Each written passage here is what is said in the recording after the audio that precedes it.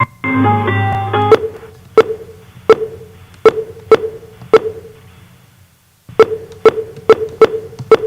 your attendee ID number. You are the first person to join the meeting. Please stand by. You got bus one muted? Huh? You got bus one muted? Or? Yep, bus one's unmuted. Okay, it's unmuted. You hear anything?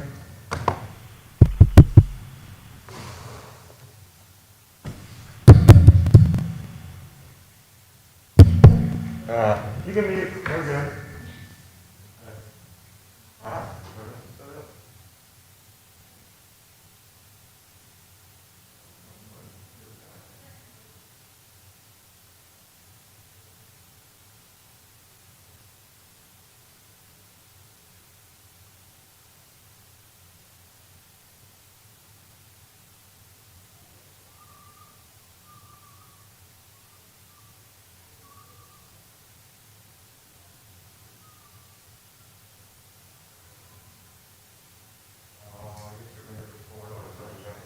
Oh, that's your face got set on bus one.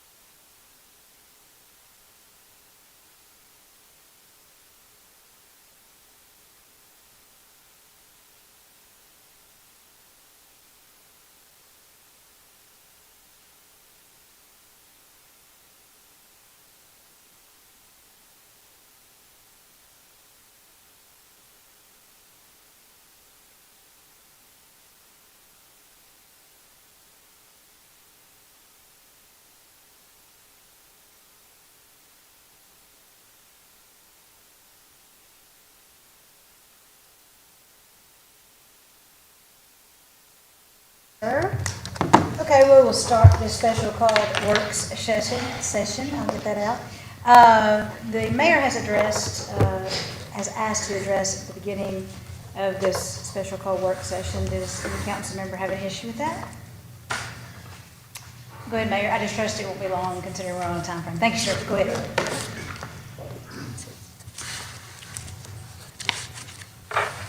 One of my duties is presenting a budget to the council. And with the budget that has been presented, it includes level funding on appropriations. I didn't have the ability to do some of these interviews, so I'm sorry for how things have worked out as far as COVID is concerned.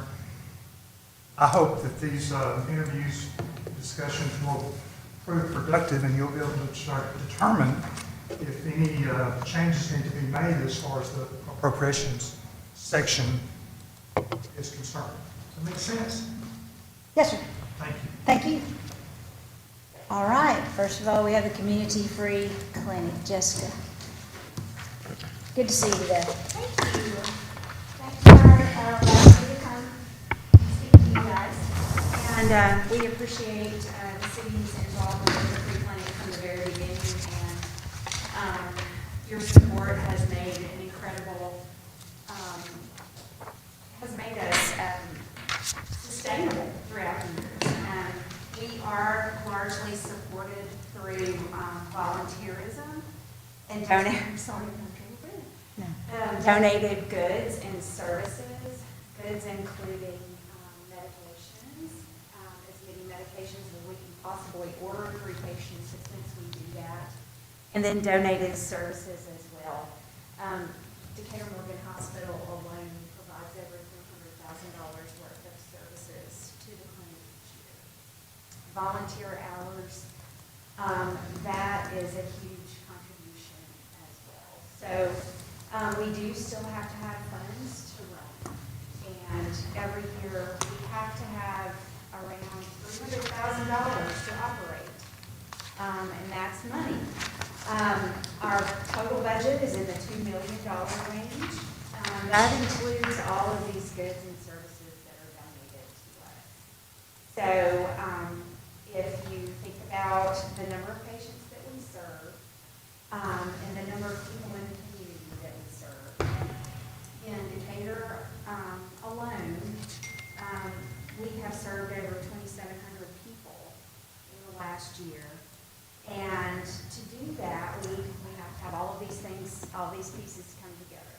So we're able to provide over $2 million worth of services for about a 15th of the cost. So we are still the best way for the uninsured people of our community to receive health care, dental care, and prescription medication.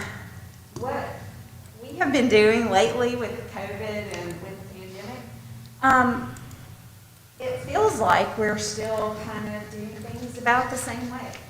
The only changes that we have been seeing, that we've been doing to adapt, we've had a whole lot less people on site. And so we had people pick up medications curbside. And that has worked out really well. And then we've also been doing a lot of telehealth this year. And that has actually worked out quite well, too.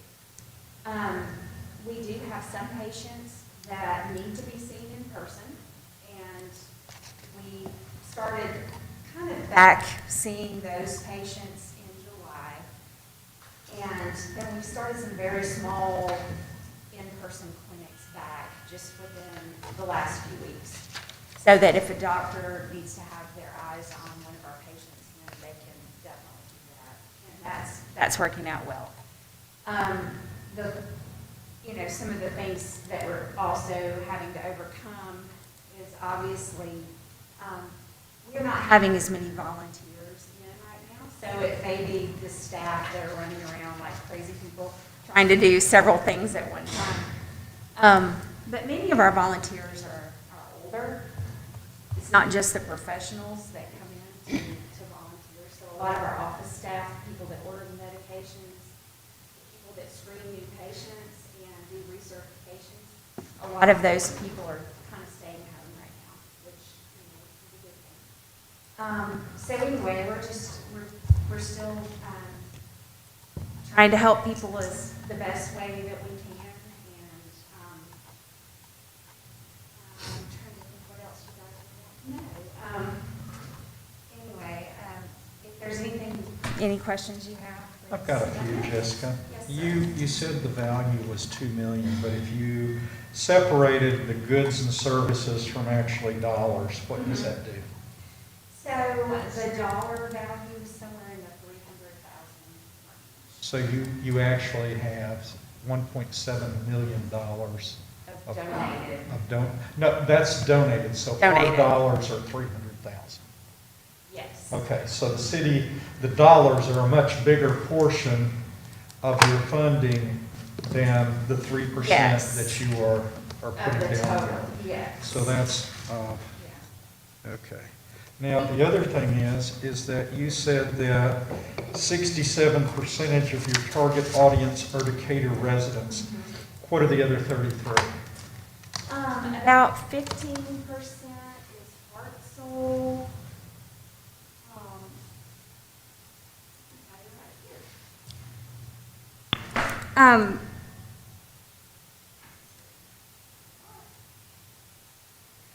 About 15% is Hartsel, and the rest is all across Morgan County. Do you see anyone outside of Morgan County? We do not. Okay, do you get any funding from any other municipality or from the county? We actually, I've been sending request letters out. I have done that a couple of years now, a few years now. And the town of Trinity actually has given us some funding in this last year, which I was happy about. And then county commission reinstated $10,000 to us this past year as well. So that was great. Thank you. Do you anticipate to get that 10,000 again this year from the I county? hope so. I'm very hopeful with Okay. Jessica, Yes, sir. the numbers you gave us out there, 300,000 is your total cash contributions to you from all sources? That is our operating, yes. Okay, so by looking at numbers and the number of people you said you took care of, seems to be about $111 of cash per patient roughly, if you guys equate in those numbers. And based upon your total contributions of $2 million in goods and services, probably about $750 per customer. Does that sound like the numbers you Sounds guys about have right, kicked yes. around before? Okay. I know that you get a lot of acknowledgement for the good you do in the community, and I want you to know I appreciate it. You know, it just depends on the patient as well. I mean, there are those times when we might have a patient in ICU for a month. We had one several years ago, and on a ventilator in ICU for a month. And, you know, that person alone drove up the donated services to $200,000 for that one patient that would go on our spreadsheet. So it's not uniform across the board? It is by not any means? uniform. It depends on who Need. needs what. Yes, sir. So are most of your cash cost administrative? Do you actually have to Not hire medical necessarily. services? No, we do not. Okay. No, there are things that we have to purchase. All of our medical equipment, medical supplies. Yeah. Antibiotics, you know, certain medications have to be purchased. All the dental supplies and, you know, pretty much everything dental has to be purchased unless someone donates that to us. And we have had some wonderful donations from dentists that have Okay. closed their practices Yeah. and donated, you know, dental Yeah. chairs and all kinds of equipment. And it's amazing, you know, how expensive, Yeah. tiny little thing, Yeah. you know. Yeah. Do you receive any grant funds? Yes, we Okay. do. We sure do. All right. Good. Okay. Does the state provide any funding? We have a little bit of funding that comes from the Alabama General Fund budget. Okay. It goes to the Alabama Association for Charitable Clinics. Huh. And because we are a member of that association, we do receive a portion of that allocation. Are there any federal funds? No federal funds. Okay. However, we are federally deemed free clinic. Uh-huh. And so we are able to tap into it's like a tort reform legislation Uh-huh. that protects like the Good Samaritan volunteers that work in free clinics. So it's coverage for any potential litigation for anyone that we wish to have covered under that. So Is there any John? other COVID area changes that you've noticed that you want to share with us? You know, differences of what normally happens pre-COVID versus today? there have been some. A lot of our patients are not wanting to come in person. So a lot of them have been perfectly fine with telehealth. And we have seen some people allowing conditions to progress without letting us know, ahead of time. We did have to kind of put off recertification with our current patients. We require that every year just to make sure that our patients truly are the ones that really need our help. So we ask them to bring in income documentation and everything like that each year. So we kind of had to delay that because our deadline is March 15th, and that was the week that everything shut down. So we did not start doing recertification again and then accepting new patients in again until July. So we're a little behind on just that, those types of things there. But other than that, Were you able to get any federal COVID money? we got the Paycheck Protection, Okay. and that was great. So, yeah. I know you've had to. Excuse me, that's Go ahead. $1,000 a person, right? It has to do with the payroll. Right, but, So you take your total payroll and multiply that so you did get that? by, yes. Okay, good. Yes. Thank you. I'm sorry, Charles. That's okay, that's okay. I know you've faced criticism before of the community free clinic not being free. Can you share that with us so that people help better understand that? You know, they have to have some form of income to seek the services, right? Well, we have to show the income of the household. The person that we're seeing does not have to specifically have income. They don't have to be working, but we do have to show that they do live in Morgan County. So they have to bring in documentation to that fact. And then we have to show where their income of their household is coming from to substantiate what their income level is. And a lot of these guidelines are there so that we can actually use that documentation and then turn around and order from the patient assistance programs, because they require that. So in order for us to get all these medications that these folks need, we have to submit this paperwork in order to get it. That is in order for how you qualify to provide those services to them. But you don't charge for services? We do not, no. That's what I was getting at, so that people We're understood. completely free to the patient. It is a point of frustration, I believe, to some people. But, we do try to work with them and find a way. So if they have some doubts out there in the public, they need to call you and ask questions. Yes. Very good. And that's the point of entry, really, is a phone call to us. Now, we do have people that will call and say, I don't have a job right now, but my mother is helping me with $500 a month. That's okay. If we have a check that mom has written to that person, and we can show a copy of that check, front and back of the canceled check, that will suffice for income. So it's really, we have lots of different ways to show that we can work with someone. Very good, thank you. So you're saying they must have some form of income? If they are unemployed, they're not treatable? If a person's unemployed, like usually I will say, okay, do you get unemployment? If they do, then That's that can okay. that can show Okay. income.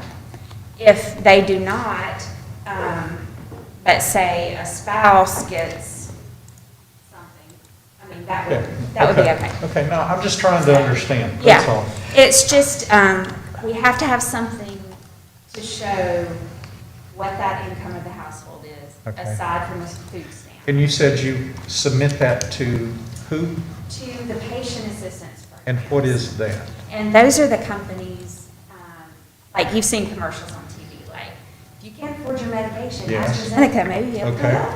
yes, So, that's what you're talking about. right. Okay. So we can All right. order all these wonderful medications Gotcha, thank you. from these companies. Okay. All right, guys, and then, Ms. Hill, do you have anything, and I'll follow up? Thanks for calling on me. Hey, Jessica. Hey, Hey, thanks for sharing with us. I don't have any other questions. I do appreciate your leadership and sharing with us each year, what you're doing in our community. And, the COVID has affected us all at all different levels. So hopefully we'll be able to send some money your way. But thanks for sharing. thank you, Christy. Jessica, you and I go back years. I won't tell them what year we graduated from high school together, but I've known you for a while. I want to first thank you for what you do and your heart for what you do for the city.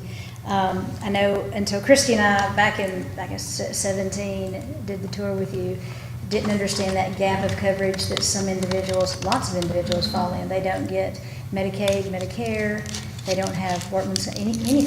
And you fill that void. And not only that, but you also connect those folks. If you can't help them because of the money situation, you connect them to the organization that can. And I appreciate what you do. How many doctors and dentists do you have that volunteer? We've got about 8 of each, around that number. Well, I know a few of them, and I thank them as well, but thank you for what you do personally for our city. Thank you so much. Thanks, Jessica. Thanks, Jessica. Do you have a question? No, I just said thanks, Jessica. All right, Prior Field. Thank you, Jessica. Yes, sir. Say who it is. Sure, sure. And how much their allocation is. We can do that. Prior Field. How are you, sir? Good. And if you will state your name and how much you're looking for the media. House in Hartsfield Airport Authority. Thank you, sir. They're getting $40,000. It's a brief little handout. I have a really pretty PowerPoint to present, but I figured, nothing. We can do it. Up today. Okay, we Don't can do worry, I it. got the flash right on my pocket, but we'll do it this way. All right. Thanks, sir. It's really pretty. The first page is kind of a brief outline, and the second page is a color-coded. I'm sorry. I hand y'all some shots. No, you're fine. The first page is just a brief outline of the airport, and the second page is a color-coded capital improvement plan. So last year when I did this presentation, I was the airport manager for a total of 1 week. So I've had a lot more time now at the airport to really get my feet on the ground, to get my, get a little more plugged into the community. So, like I said, I've been there about a year, actually last week, and when I came in, I'm the first airport manager that doesn't have the last name of Smith in about 50 years. So it's been very interesting. Got involved with our local communities as far as economic development groups, chambers for all of our entities, and it's been interesting finding that the airport's not been well known in the area. I'll go to meetings and people light up when I say I'm with the private airport authority, and they're like, "That's a little airport behind Calhoun, right?" Yeah, that's that 6,000+ foot runway behind Calhoun. And what that means, in layman's terms, is we can handle everything up to a 737. We handle freight pretty regularly for our auto parts suppliers and other companies in the area. So, as this sheet says, our runway is just over 6,000 feet. We are critically designed for a McDonnell Douglas DC-9. It's no longer an airliner. It's mostly retired for freight these days. That is what our design classifications for. The new terminal building was completed in 2008. It's hard to believe it already, but it still looks great. As far as operations, we're averaging, last year was over 150,000, so that is number one in the state of Alabama in regards to general aviation airports, so that means anything non-commercial service. We currently have 114 big aircraft. That's number 2 in the state of Alabama. I'm fighting with number 1, which is the Birmingham area airport right now, to overtake them shortly. Currently have 4 jets. Most of them are corporate entities, 2 of which are located here in Decatur. Vision Wheel, and then Farmersville operates out of our airport. There's 2 of our most regular clients. So some preliminary economic impact numbers came out that I thought you would find interesting. Every couple of years, almost been 20 years now, the state of Alabama, Alabama Department of Aeronautics, the DOT does a commission study. Preliminary direct impact numbers are $5.4 million for the communities which we serve. A big number that came out of this was for every $1 spent at the airport, $4 go back to the community. So you come at the airport, you buy some gas. Great. Well, the $4 in the community goes from rental cars to the restaurants in the area, the hotels, the businesses they visit while they're in the community. So pump that number out times 4, you're well over $20 million as far as direct in the community. And then just to show the growth, in 2005, number was 3.5. So we were excited to see that, and we should have more information on that shortly as the numbers are finalized. But just a quick review what we did in 2019, 2020. We redid the community hangars as far as leaking. We've got 40 aircraft in there right now. We put in a new self-service fuel system that allows people who are traveling when the terminal building is closed to get fuel at night. It's basically a gas station. We put new LED lighting in our hangars. We just completed the runway project, which I have some really pretty pictures of, but short story short, we sealed it to make sure it lasts as long as we can make it last, because a full overlay is very expensive. So that was an FAA and state participation project. We also just finished our parking lot, so if you've been out recently, the parking lot looks great. We are currently at 100% hangar occupancy, which is the same as last year. And we came up with this 5-year capital improvement plan, which is behind you. So going into next year, we are starting Wednesday our taxiway resealing. So we're going to have nice maintained asphalt. We're going through a land acquisition right now. Some new property to build some hangars because we were 4 years growing. And we are planning to do some rehab of our aprons. Trying to maintain our infrastructure, obviously, because that's kind of the federal and state standards that you put. Basically, maintain what you got until when you grow. We're growing rapidly because this area is growing rapidly. So, all things considered, we're doing pretty well. COVID did affect us as well.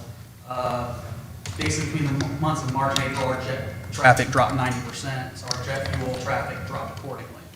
The folks that usually come in, whether it be Nucor, 3M, or basic jets, we're not flying. They're just starting to get back flying and get fired up, but we're still seeing precautions in the jets that land, whether it's everybody on the airplane has a mask on. There's no more catering services for us to offer. So we're dealing with that. It's been a challenge. We do a mask policy at the airport as well. So but that's really how COVID affected us. And happy to answer any questions. The acquisition of land, that's the 5 acres from Calhoun. Yes, ma'am. That's not completed yet? No, ma'am. We are working on the environmental assessment of it. It's a federal land acquisition, and they take federal dollars, they make numbers. So that's what we're doing. How many new hangars do you expect to build there? Well, we've been working on some preliminary layouts. We're hoping to get as many as 20. And those hangars we're building, we're actually starting, we're going through an airspace determination on some locations right now to build hangars this year, hoping to consolidate some folks and free up 12 hangars. So if I can build 12 this year and build 20 plus next year, we'd love to keep our hangar wait list moving. The demand's not unique to us. Huntsville Executive, I know, is in the 80s. Hartsel's full, Coleman's full. So folks, I take the approach of if we build them, they will come. And so we're trying to get them built as soon as we can. What's your average rental for a hangar? I know you have some different sizes. We do. The smallest is $250 a month. Our larger ones right now are $350. And then obviously the corporate hangars that house more carpet tents are different. Some do ground leases and build their own facilities, and then it works to us after a certain X amount of years. But most of the hangars currently we do own. Thank you. Any other questions? Christy, I know this is your Yes. liaison position. Hey, does Adam have an update on the old FBO? I do. We are starting the asbestos abatement today, actually, and expect the asbestos abatement to be done Wednesday. Demolition will start soon after. And that location, Christy, is actually the location of one of our hangars we're putting up. That's going to house 3 50 by 50 hangars for corporate tenants, and all 3 are currently pre-leased. Okay, So, what is the average? Right. What is the average price on that per month?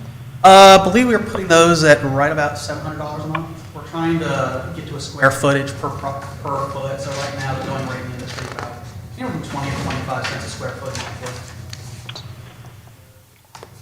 Christine? Well, I think we have a jewel out there, and Paige and, I know Paige, Charles, and I had been out there. Chuck may have been out there before, but I just would love to see activities out there that would draw the public, just so that there could be more awareness of aviation and the opportunity for the public to even learn to fly, but to be around the aircraft. Absolutely. And our flight school is doing well regarding the situation they're in. They really can't social distance in an airplane, but the Attorney General's office did issue a ruling for all flight schools in the state where they can do flight instruction with certain precautions in place. So the flight school has started operating again, and they are slammed. They've only got 1 airplane and 2 instructors, and they are flying all day, every day on the weather cooperates. So on top of the community outreach, I'm lucky that my wife is a teacher here in Decatur, so she knows how passionate I am with sharing the airport with the community, and I've gone and read to her class and everything, trying to get them involved. We did host we hosted Athens Youth Commission a couple months ago, right before COVID hit, so happened to get that in, where they came in and discussed careers in the aviation industry. We're always happy to discuss that with our, we love to have Decatur come out and do the same thing. Always happy to share aviation with the community. We actually had Auburn University bring in an aircraft from the Aviation Center, and that got rained out. So we're always happy to host those events and want to share with the community. Yeah, well, I know that Clint gave us a tour, and then Nathan did, and there's just lots of opportunity out there. So I'm glad to hear about your plan, and congrats on being there for a year. Thanks, Christy. Appreciate it. And I'll echo that. Thank you. I know that you had taken Christiana and Nathan on a great tour, and I believe a lot of people don't realize what a jewel on North Christie we have there, and I think we need to absolutely do what we can to utilize it and make it better. So thank you for your leadership there in the last year. We appreciate it. Appreciate it. All right. Thank you.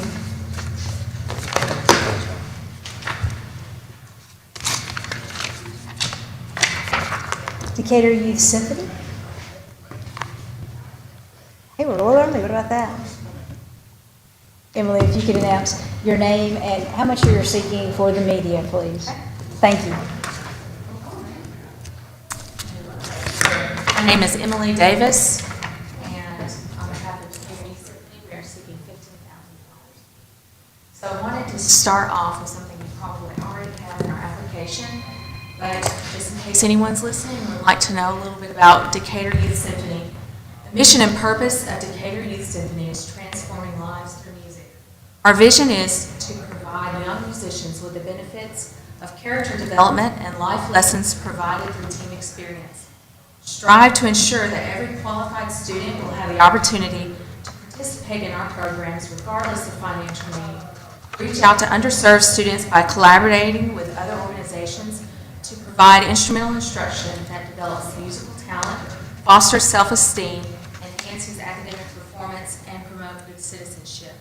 Perform at a quality level at all public performances that will make them a source of civic pride for the community and inspiration for their peers. Expose our community to live music and foster an awareness of and appreciation for many forms of music. Like many I'm sure you've heard from today, we were impacted by COVID-19, mostly in our end-of-year events. We do a major performance in May, which was canceled. But through that experience and through some of the other experiences we had with the schools closing, we have had to develop and become even more innovative in our offerings for our students.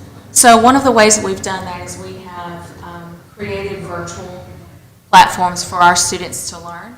We can now offer YouTube tutorials, live rehearsals through Zoom or Google Classroom. We can do virtual lessons, which are a lot of fun with students because sometimes you're doing piano like this. You see their instrument there. So we've been able to provide those experiences for our students, and also it has helped us to create a better engagement with not just the student, but also with the family, Because if you tell a third grader that we're going to have a virtual lesson, they have to get their mom and dad to help them, or their caregiver to help them set that up. So we've been able to connect with more of our families through this experience. So most of our summer, we have spent somewhat waiting to see what the schools will be doing, waiting to see what our community expects from organizations that can reach out to kids. We've waited to see what our partner groups can do this fall. So far, we've got a fairly good plan. With our instruments, with us focusing mostly on stringed instruments, it's a lot easier for us to hold the rehearsal for students, because as long as we can socially distance, we can have rehearsal with strings. And something else this has made us do is to really think about what we can do with our community and what we can do with our students. So something I wanted to present to you today is what ways can we work with the city of Decatur? What are some unique opportunities that we could see come out of this? Something that we even have in our vision statement, really wrapped into it, is these beliefs in equity and inclusiveness. 50% of our students are in minority groups.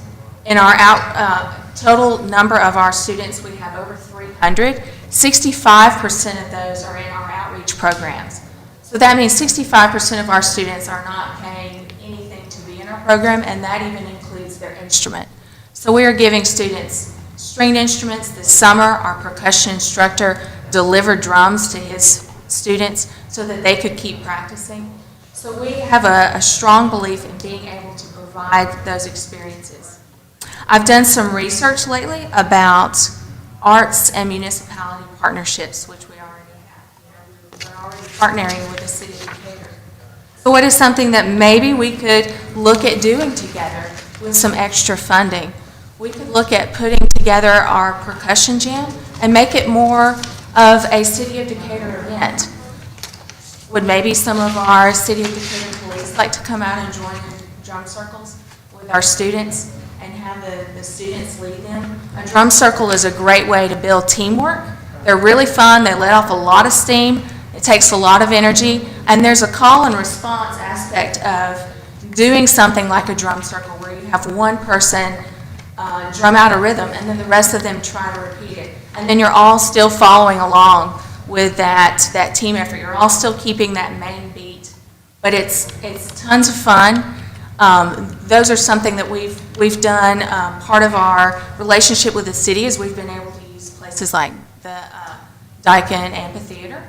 So last year when we held our drum circle, our percussion event there, we had students from all of our percussion programs, outreach programs. We had students from the developmental center come. So these were students that really the drumming is their only music experience that they're taking place in through DYS, their drumming. So it was really fun to see all of this come together. So what I would like us to consider moving forward this year is, we've had these COVID experiences, we've had things that we've had to shift. But within those shifts, what is something that we could create that's new? And that is something that we all do together. And that we don't just say, oh, we perform for the City of Decatur at events, but maybe the City of Decatur performs with us. So, I think it's time to have a little bit of fun. With the funds that we would receive from the City of Decatur, regardless, we will still continue to provide our programs. Our orchestra started off with about 18 students, and like I said, overall our programs have about 300. We are still going to be able to provide our orchestra experience, starting with beginning level all the way up through advanced. We anticipate continuing with our major performance as usual and with some of our supplemental. So we'll still go forward with our winter concert and our May concert that brings together all of our orchestras and programs. But we still will be looking for other new ways to reach out to our community. Questions? Emily, I'll go ahead and ask this one. I know the schools are doing a wonderful job of trying to get the kids in the COVID experience where they can be. If they go to virtual, you are prepared to do the virtual lessons, is that correct? We are. Will the school system get those stringed instruments to those kids, or is that your responsibility? So what happened this year is because the schools closed down in March, our students already had their instruments, so we've let them keep them. So they still have their instruments. And right now, we're looking at starting after Labor Day. So if everything's going well, we'll be starting. Really, our normal time to start is Labor Day anyway, because we have to do registration and we have to size instruments and so on. So we're still looking at our same start time.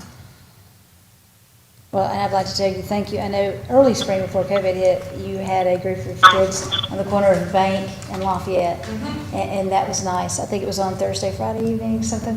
Yes. And it was nice just to hear those kids playing, and I think they enjoyed it. I enjoyed listening at the time. I hate COVID hit, kind of stopped that, but thank you. And I want to thank you personally for, I know when COVID first hit, you did some live performances on Facebook. Right. And I enjoyed those. And I think that we've seen around the world that music touches everyone in a specific way that you really can't explain.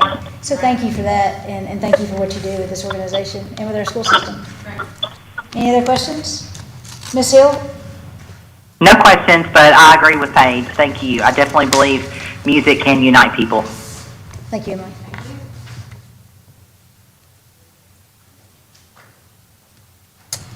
All right. We're ahead of schedule, 2:15. Mr. John Joseph? Well, I gotta call him. Is he on the phone? Yes, ma'am. Can Oh, you you're hear me? there. Good to hear you, Yeah. John. How's everything going?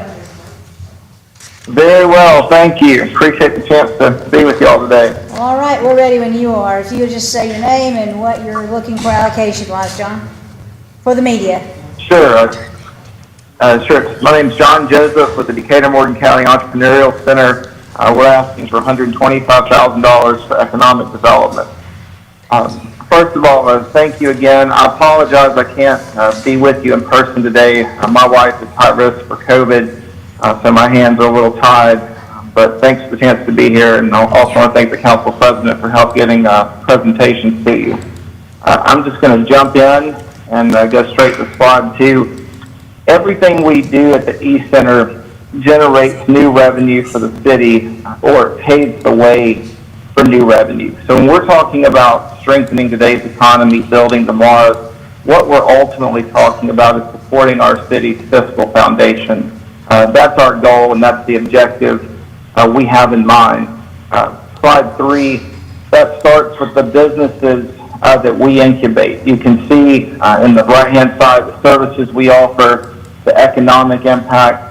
COVID has certainly impacted the East Center. We have seen more closures than we are used to and that we've historically had.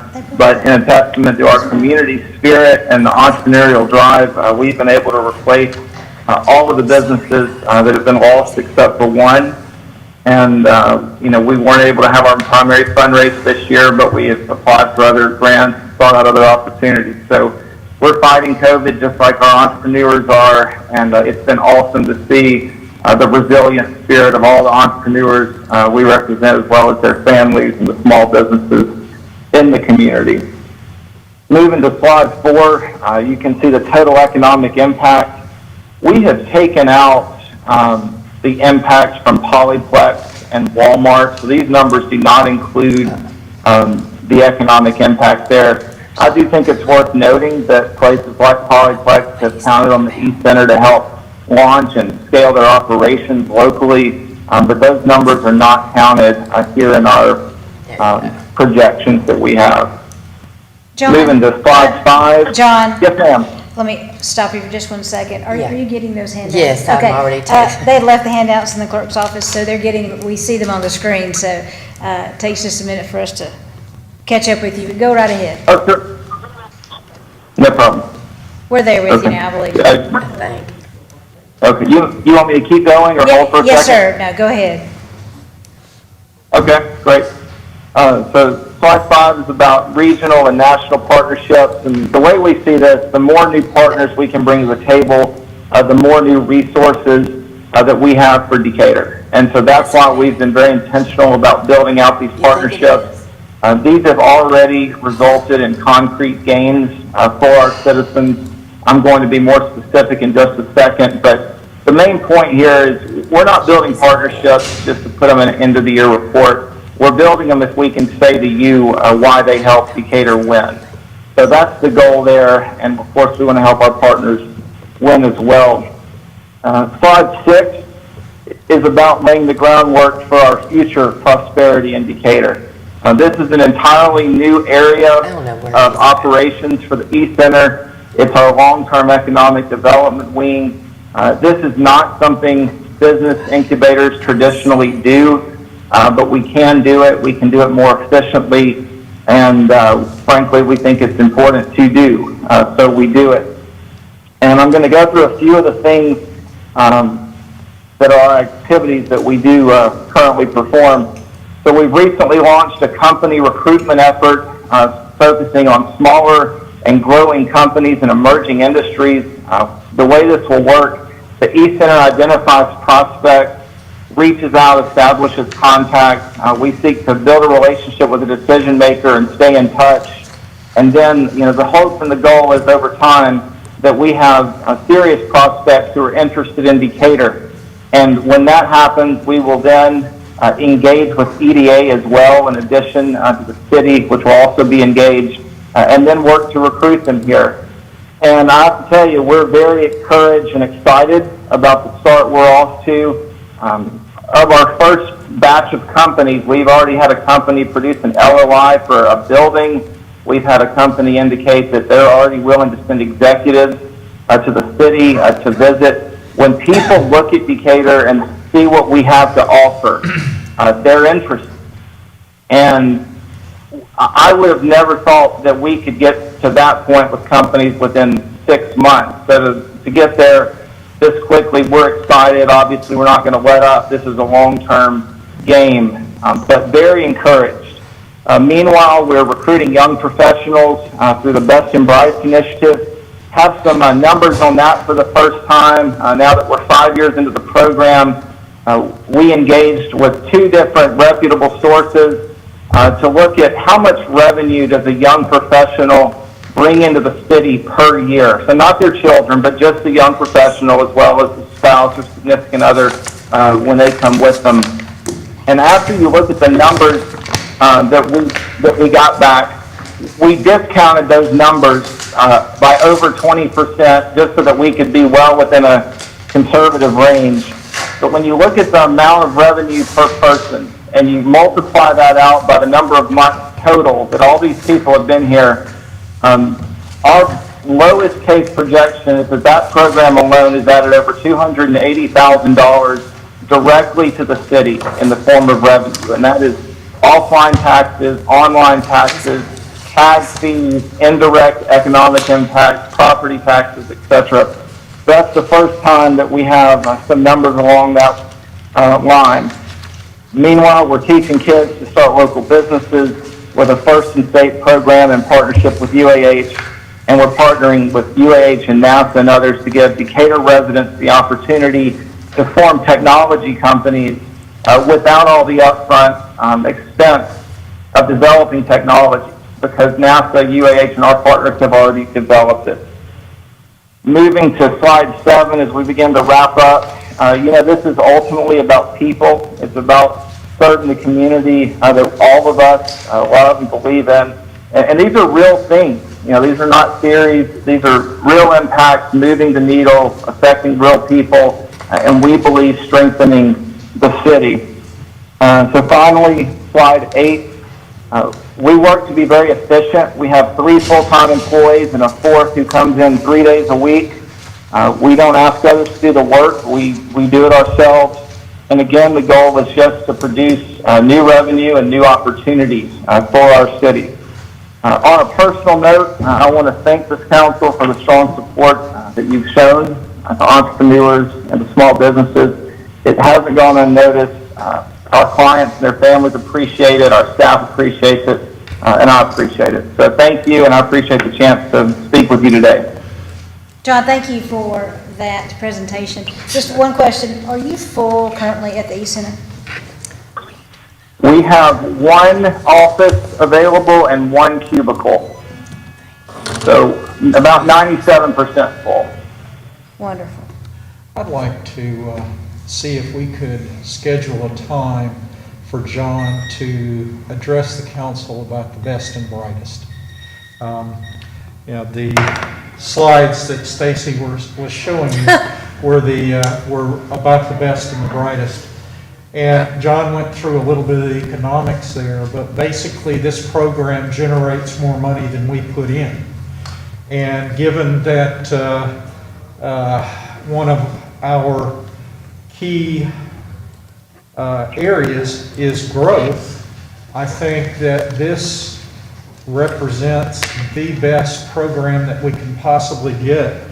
And quite honestly, John, if you would you begin, would you share the national recognition that this program has gotten? Sure. Thank you for that. Absolutely happy to do it. So we've been very fortunate to receive recognition, as Councilman Ard said, from U.S. News and World Report. The National Chamber of Commerce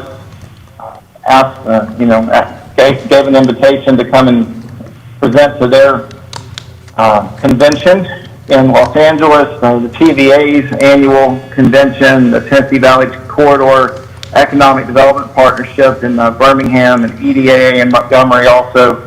So we've been very fortunate to get recognition for this Decatur program, which was started and grown out of Decatur. Recently, the state legislature voted to appropriate some funding specifically to this program, and they identified it as a model for talent recruitment and retention that they'd like to see in other communities. So they're going to launch a pilot in Marengo County. We've agreed to consult with them as part of that arrangement. So it's certainly very humbling, but again, it's a testimony to the people in the program, our staff members like Lori Crawley and Donna Whitten and Kendall Leslie who support it, and to this community where most of these young professionals who've moved have chosen to stay, even though it's a very transient time of their life. And we're very excited about the potential for this program. This is just the beginning. Hey, John, what's that percentage? I don't want to get it wrong. I know it's fairly high. After is it 3 years that they are here, or 5? How many of those folks stay in Decatur? Sure. So, including the 2020 class, we have offered class seats to 26 people. We still have 22 here. So you're looking at right at an 85% retention rate. But the thing is that a lot of those people bring somebody with them. So in total, over time, we've actually had 40 new residents, 34 of which are still here. So again, about double the retention rate that we would have projected. That does not include the 4 children who also live here as a result of those folks coming. And I'd like to point out that this program targets people that are going to contribute to our community.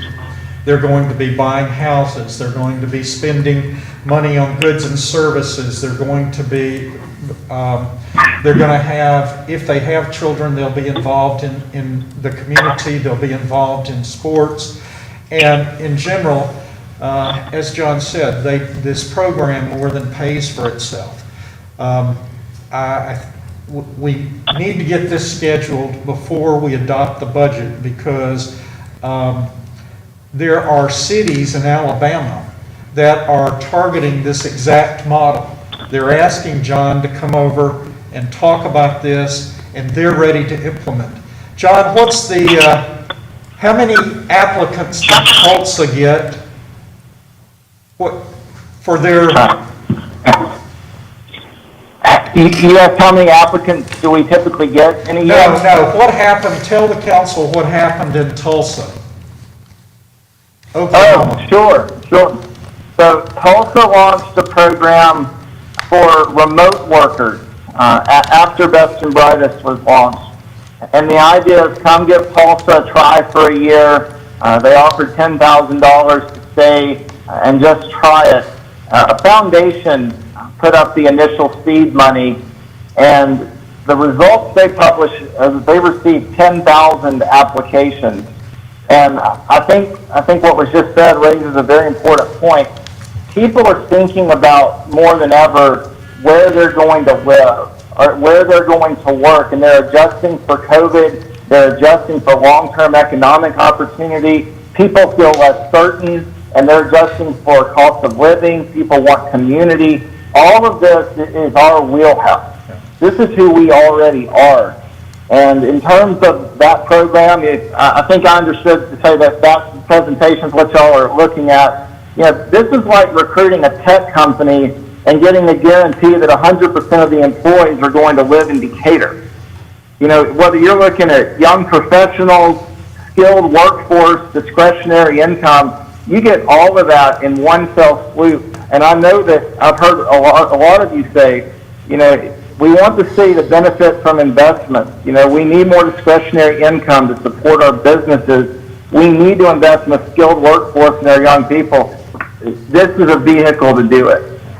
John, thank you very much for that. The other thing, one other thing that I'll point out is that, you know, if you look at the long-range projections for Decatur, our growth, our population growth is flat. This is a program which we can intervene and we can have a chance to affect that. And you can say, yeah, you're paying people to live here, but we're paying, yeah, so what? We're growing our city, and that's what it's about. So I would like to see when we can schedule John to present and see how we can move forward in the coming year. John, can you? So while we look at John, can you get with our clerk and let us know a couple of days, if you don't mind? We'll have to have another special call meeting, so we can do that. Yes, ma'am. Thank you. Christy, I believe you had a comment? Well, the last comment was going to be, why don't we look to do it on the Monday that we're going to be meeting prior to a work session. But aside from that, I would like that too, by the way. And let's keep in mind, John is protecting his wife and his Right. family, so We can maybe do it we can do remotely. a Zoom meeting or something like that, John, if that would be more acceptable, and I totally understand your position. yeah. Any Thank you. I'm thinking it for those that want to come in to the meeting, like you guys that are there. Any other comments? Herman, are you on the line? No. Okay. John, if you'll get with Stacy on that, it would be much appreciated. And I'll just say, John, thank you. You and I have struck a friendship. I know your grandfather from years past. My dad knew him well at his grocery store. So you have that same spirit he had, and I thank you for that. Your drive for making Decatur a better place to live is refreshing, and I appreciate your honesty and your transparency where you are. And thank you, sir. Thank you, John. Thank you so much. Appreciate you. Thank you. Thanks, John. Thank you. Bye-bye. Okay, let's see. In front of our table, doing well. Hands across. Together. Council need a moment to do any notes, or are y'all ready to proceed? Ready to proceed? Oh, yes. Okay. Sorry. All righty, we have Hands Across Decatur. It's a new request. And Sue, you're here. Yes, ma'am, if you don't mind, that way everyone on TV can hear. And if you'll say your name and what you're requesting for the media, that'd be great. Thank you, Sue. Paige, if they can speak directly into the microphone, that would be great. Okay. 1, 2, 3. Yeah. Can we move it a little closer? There we go, Sue. How's that? Thank you, Sue. Okay. My name is Sue Terrell. I'm with Hands Across Decatur, Executive Director, and I'm here asking for a modest $20,000 from the city. We are a nonprofit organization we provide health forward to self-sufficiency for our homeless and those in crisis. I don't have the Council presentation. President, Yes, ma'am. pardon me, but I didn't hear, I just heard Sue, and I didn't hear anything else. Can we slide that microphone in front of move it Mr. Orr? closer Would to that her. help? I don't know. Who is speaking? What organization is this? Hands Across Decatur, Ms. Sue Terrell. Okay, thank you. Okay. Okay, we're switching microphones. Maybe this will help, Christy. Yes, I ma'am. feel so important. Oh, there you go. Hey, we'll give you I a can't phone. follow John's. I don't have that presentation. Christy, can you hear it a little better there? If she'll speak into it again. Okay, go ahead, Sue. No, I think you can just talk. I don't think you. My name is Sue Terrell. I'm with Hands Across Decatur. Christie? Yes, good job. Perfect. Executive Director, and we're a nonprofit who's providing a hope and path forward to self-sufficiency for homeless and those in crisis. Our entire organization is all volunteer. At this time, we come to you asking for a modest grant of $20,000. This pays for our rent and expenses for a year. We're funded both monetarily and with our supply needs by private individuals and a handful of churches within our community. We receive no assistance from any local, state, or federal government. We receive no grants. When regular resources do not exist, we're very fearful any donations we receive will seem non-existent. We chose that the new normal to remain on the front line because without Hands Across Decatur, our dedicated volunteers, the homeless and those in crisis would be not cared for or fed. The COVID-19 silent killer succeeded in causing more than unemployment, closure of businesses, etc. With all these businesses and individuals being in jeopardy of loss of income and churches no longer meeting, therefore not tithing, our donations have plunged significantly. Those who were living paycheck to paycheck are finding themselves on the brink of homelessness as well due to evictions and loss of jobs. We see new faces every day seeking our assistance. We are seeing people who never dreamed they would be one of the invisible who are now homeless solely due to losing their jobs due to the pandemic. Decatur is smaller than the typical city or town that's normally recognized as one who historically experiences significant homelessness. Where local homeless used to number 10 to 15, in the past 1 to 2 years, it's grown to over 70 people. And that's what we see on a weekly basis. That is not people who live in their tents or in the woods do not come out. Because when you leave your home and leave your door unlocked, you're open to theft. Leaving your camp is leaving your home and your door open to theft. It sounds a bit significant compared to other cities and like that, but I know that you, as elected officials, all want to help all of our citizens of Decatur, even the ones who are invisible being a homeless population. In 2019, we served 10 to 25 local homeless friends, averaging 10 to 25 per week, 10 to 20 breakfasts on Saturday, and 10 to 20 sack lunches per week. We were very, very small. In 2020, we currently serve 70 plus local homeless friends, averaging 70 plus per week, 55 plus hot lunches 2 to 4 days per week, and 60 plus sack lunches 4 to 5 days a week. It's increased with COVID and increases daily. We have 3 new faces today at our office for lunch. Does not include transients who number 10 to 30 per week, coming from Atlanta, Nashville, Athens, and Huntsville. Our focus is on homeless population, but no one's turned away, homeless or not. If you show up and you're hungry, we'll feed you. And you may see some individuals holding up signs that say we'll work for food. That most of those people are not from Decatur. They're from other cities that come in, park their car, hold a sign up, and go home. And they make $40,000 a year doing that. But I'm holding a sign up for our people saying that we need help. We provide at no cost to our people travel food bags, think camping for that one, clothing, daily living necessities, sleeping bags and hygiene, toiletries, computer access. We assist them in getting IDs. Without an ID, you cannot get a job. Unfortunately, to get an ID, you need 2 pieces of ID. You need a birth certificate, or a social card, or a hospital record, or you need a get out of jail paper. You need 2 of those to get an ID. That becomes difficult after a while. And our rules are to obtain an ID, you must show to me proof you have a job offer if you applied for a job. Those are my rules. Those are my personal rules. Show me you want to go to work and you need an ID, and I'll take you down physically. I'll drive you there and buy an ID for you. We have a small library. We have a community room with a TV for shelter from cold or hot weather during daytime hours. And we open for the NCAA playoffs if and when they happen. We had an Auburn, Alabama football game party last year for the Iron Bowl. We had basketball, the year before that, we had the NCAA playoff games, and we had about 40 people there, which was a ball, actually.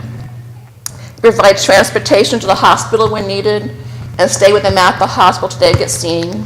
And I stayed at the hospital one time for 9 hours with one of our people because they weren't being seen. And they weren't being seen because they had no insurance. And when the hospital came to transfer them, the ambulance driver told me that I could not transfer them because there was no insurance. But they did end up transferring at my insistence. We have free medical care 1 day a week, thank you, or 1 day a month, thank you, Dr. Allen, for that. We provide transportation to job interviews when needed, and also to provide for job applications. And the homeless many times are judged by their appearance.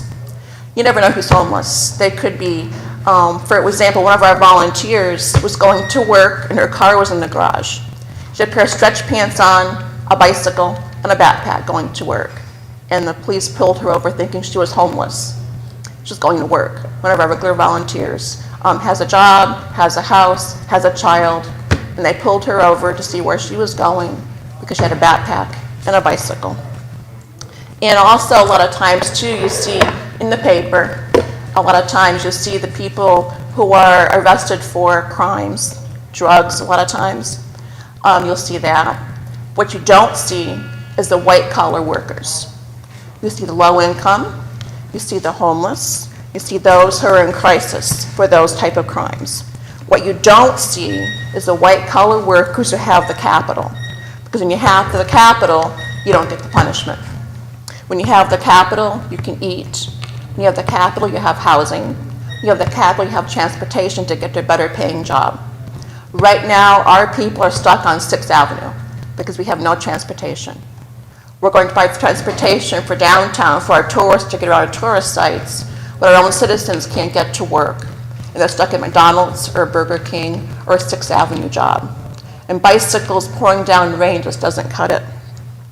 And if we could save 1 out of 99, it'd be an investment well worth having. And our people, I say our people because it sounds like a cult, but the homeless say, well, Miss Sue, we are your people. So it's kind of like, it sounds like a cult, but it's not really. But they want to be contributing members of society. Our volunteers come from all walks of life. We have women who are retired. We have school kids. We have church groups who come in. And we are fighting right now to stay open. We have a very low budget because we are funded by individuals when they can, churches when they can. When they can't, we were relying upon ourselves to do that. And we can't do it anymore. So what I want to ask you right now is if you look at Hands Across Decatur as a path forward and a step up, not a handout, for our own local citizens, or asking those to come to our community to live, to think about those who live here already and take care of them first. Because those who are coming here to live will see our homeless as well. Our homeless aren't going anywhere. They're here. They aren't going anywhere. Those that come to town to live are the young entrepreneurs. They have a great future ahead of them, and our homeless could very well have that too. We've been featured on different news channels for the work we do here, in the newspaper many times for what we do in town.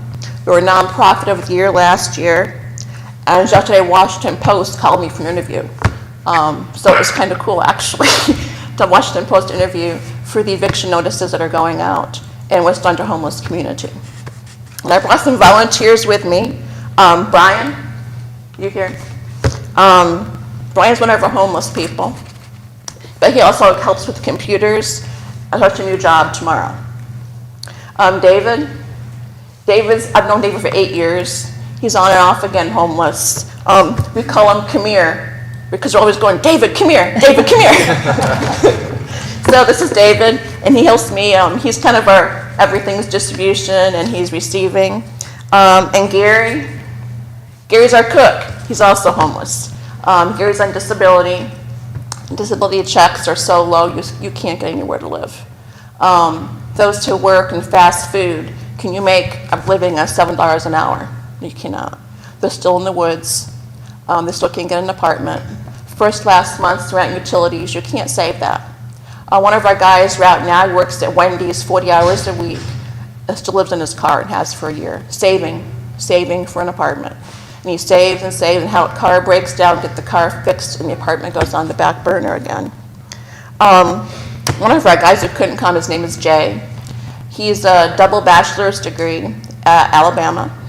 He has a degree in finance and a degree in computer science. And unfortunately, a few years ago, he chose alcohol. His employer paid for rehab for that. Didn't work. Alcohol led to meth. Meth led to other things. Very intelligent man. He's 62 and looks much older than that. You age a lot when you're on the streets. Your body ages a lot, your mind ages a lot, and you age a lot. You emotionally age a lot. Jay now 6 months clean. He's living at Robin Ladner's Life Source, and he's got driving privileges now to do that. His wife is younger, and she was been an addict for many, many, many years. Now in rehab in Anniston, been there for a year, been a year clean. Manager at McDonald's and also one of the house moms down there. Success stories. Jimmy started a new job last week. He started a new job. Marcus works at GE now, and they all ride their bikes to work. It's hard. I know David was riding his bike to work. Get a job at 3M last year. I mean, we're so proud of a job at 3M, riding a bicycle from his camp in Decatur to 3M.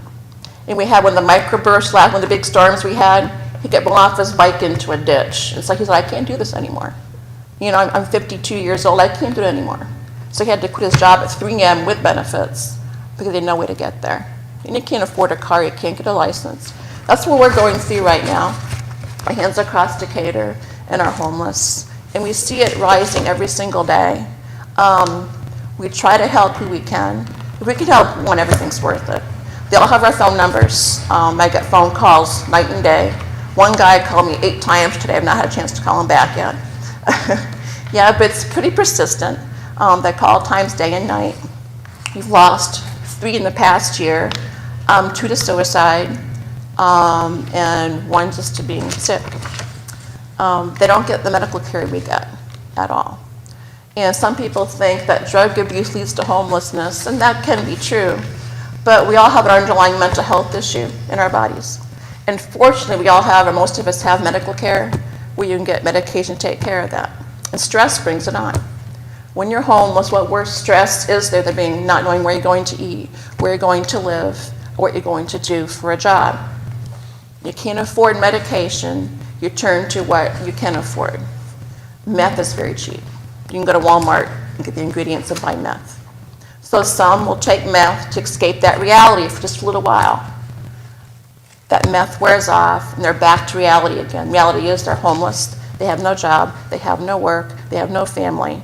They can't get the mental medication they need like we can do, therefore they go back to what they know, meth. So homelessness creates drug addiction. And that's most of the time where it's not homelessness, or it's not drug addiction leading to homelessness, from what I've seen most of the time here. Many times that is, many times their responsibility. David's homeless for a divorce. Brian's homeless, he's clean now. Brian was addicted for a year. He's been clean for a year. Gary's a disability, and you just don't make enough money. And that's the problem we have right now. We have no shelters. The Salvation Army, you can stay there from 5 at night till 7 in the morning. You cannot stay there in daytime at all. And they feed 1 meal a day. You don't get breakfast. You have to leave 7 o'clock in the morning and you're asked to leave. But that's a shelter for sleeping. That's not for daytime. So daytime, you open our building early if the weather is really bad. Stay open late if we need to. For the heat, today was so bad. We stay open now if we had to, a little bit later if we could. But we have 3 regular volunteers. Well, myself and my assistant director, Kenitha Watson, and Trish Taylor. And most of our volunteers are homeless. That's one way to give back. They all want to be contributing members of our community. And that's how they can do that. There is no other way right now. We need assistance with our city to help them do that. And right now, it's going to be a struggle for us to stay open because of the donations we're not getting. It's tougher in a small community, very much tougher. And that's my spiel. I have a couple of questions. Sure. You're located on, go ahead and tell her. 4th Avenue. 4th Avenue, okay. And What is that rent every month? $1,000 a month. What's the average age that you see homeless in the city of Decatur? Between 28 to 63. Any kids? No, unfortunately, when they realize they're becoming homeless, they take care of the kids first. They go into the system, which is the last resort, but if they have no family, there's nowhere else to put them. We've seen a couple kids once, and the family gave them up for adoption. And one of our homeless couples actually had a baby a year and a half ago. They gave it up for adoption before it was born. Going back to the suicide and the mental health issues, do you have a connection with the organizations we have in Decatur that you work with them? I work with Pamela Boulding. Her and I work together quite closely. So you feel that that's a good connection? Oh, yeah, Good. yeah, because she deals with the homeless, with the prison ministry. She says most of the homeless come to us. She said anybody homeless she sends to us. And Ashley over at CCC, we're starting to work together a little bit, getting to know each other a little bit. Entrepreneur Center, basically, everybody in town has my cell phone number. I'm on the card. I got a phone call last week from the manager of Olive Garden. There was someone there homeless and needed help. I got phone calls from the police department all the time saying, we've got this person over here, can you help? We help if we can. We work 24/7. I mean, we're always, Trish and myself and Kenitha, they all have our phone numbers, our home phone numbers, and we don't care if they call us. Do you have a connection with NARCOG? That would be for me, where I go first for transportation. It's very difficult with NARCOG, because NARCOG, they have to make a reservation 24 hours in advance. If you have a medical condition, that medical condition takes precedent over a job application. So one of our guys had a job interview, and he lost a job because someone with a medical condition had a reservation too, and they couldn't pick him up. And you need $2 each way. So that's $4. Doesn't sound like a lot to us, but $4, we don't have $4 is a lot of money. Have you sat down with Robbie and to discuss a plan maybe that could assist better? No, ma'am, I have not. Would you be willing to? Absolutely. Any other questions, Ms. Hill? Do you work? Yes, actually, Paige, do you remember when we spoke with Mr. Stover about the organization in Huntsville that has grant money available, but we did not have an organization in Decatur that would fill out the paperwork and take care of it? Do you remember that conversation? I do, and Dana Pig helped as well with that. Yes. So I think that we need to connect Sue to Alan and whoever that contact is in Huntsville. And then I also made a note, I know that there's a quality of life group that also does some things to help our homeless. And we work together, yeah, that's cool. what I would like to see is an effort for these individuals to come together instead of like duplicating services, to say this is what we do really well, what do you do really well, so that you can help each other. And I had made a note about talking with NARCOG as well. And yes, then we do work together. Courtney and I work together very well, actually. And we're working together the end of the month. We're having a shower day. A truck from Huntsville has showers on their truck. And they're coming over to our place. Okay, so I showers. couldn't hear that. Who's she working with? With quality of life. Okay, so you already have a connection with Courtney? Right. Okay, good. Well, I just made a note about that. We'll and get you in then, connection with our grant folks. That'd be great. And then we'll, I'll talk with Robbie about a connection there at NARCOG. Okay.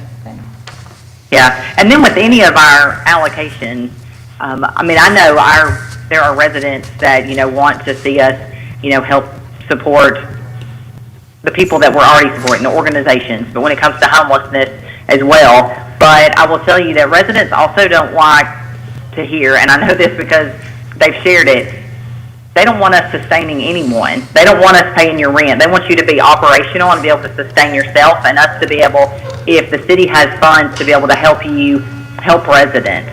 And so I just say that because, I heard you say we're going to pay your rent, and then I've heard someone else say, well, this helps sustain us. Well, maybe that's just the wrong word, but I can tell you that residents usually let me know they don't like to hear that. I mean, especially when our roads need to be paved and other things. So I'm just sharing this as a whole, that, maybe it'd be better if you said, hey, this is a project that we're working on and we'd love to see the city support it, to help our residents. So I'm just a conduit sharing what I hear so that it might help you, with your plans moving forward. No. And maybe when we get you connected with the Allen and the grants, maybe they can help that need there. That'd be great. I mean, any help we can get right now is crucial because we're in jeopardy. I'm not gonna lie, we're in jeopardy. Without us, you're going to have a lot of problems as far as taking care of our homeless. How much further do you think you can sustain yourself? I'm sorry? How further out can you sustain yourself right now? You say you're in jeopardy. Probably the end of the year. Any other comments, questions? I want to say, Brian and David and Gary, thank you for being here today. Thank you for that effort and showing your support. And thank you, Sue, for what you do Thank for you. our city. Thank you. And I'll be in touch. Okay, sounds good. All right. Thank you. Yes, thank you, Sue, for what you do. Thanks, Chrissy.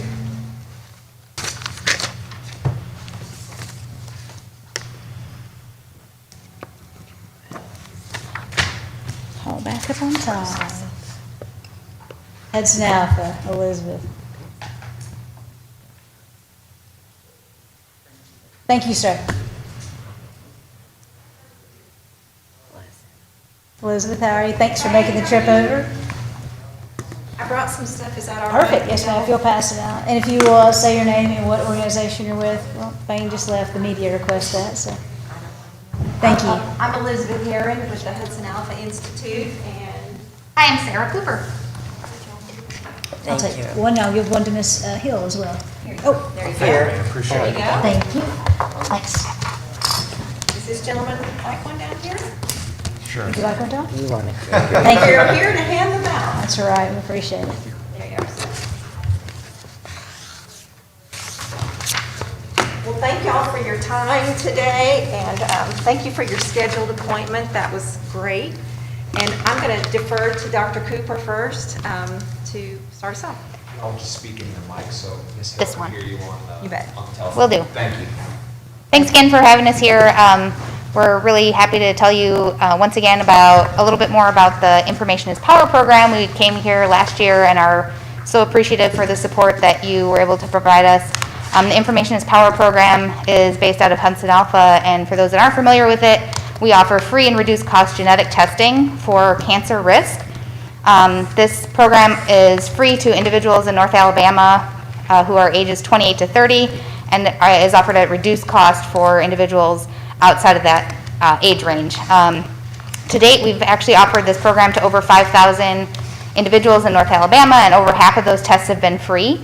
And I think probably the most striking statistic for us is that about half of the individuals that have a positive test result did not know that they had an increased risk for cancer based on their family history. So these are individuals that believe themselves to be healthy, don't know that they have an increased risk for cancer. For example, in some cases, people have a mom and an aunt and a grandmother that all died or were affected with breast cancer. They might be able to guess that they were at an increased risk. Really what we're trying to do is help identify people that are at increased risk who wouldn't already know. Sometimes they just don't know about their family history very much.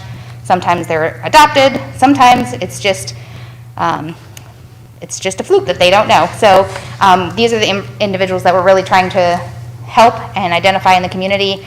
I think Elizabeth is going to tell you about some of the work that we've done in the past year specific to reach the audience in Decatur, and we really enjoyed our time doing that. So I want to thank you again for your support, and then Elizabeth can fill you in on some more of the details. Thank you, Dr. Cooper.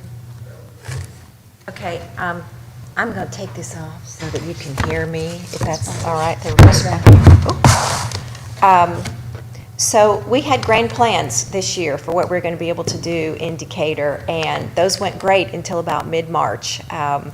And we were going to work with the Princess Theater to do an in-person event there and invite everyone that the Princess Theater would hold, and if we filled it, we were going to do the event again. And so Dr. Cooper was going to be our speaker and talk about why genetic cancer risk testing is important, why people should care about that, and how easy it is to do it. It's just a cheek swab, it's not a blood draw.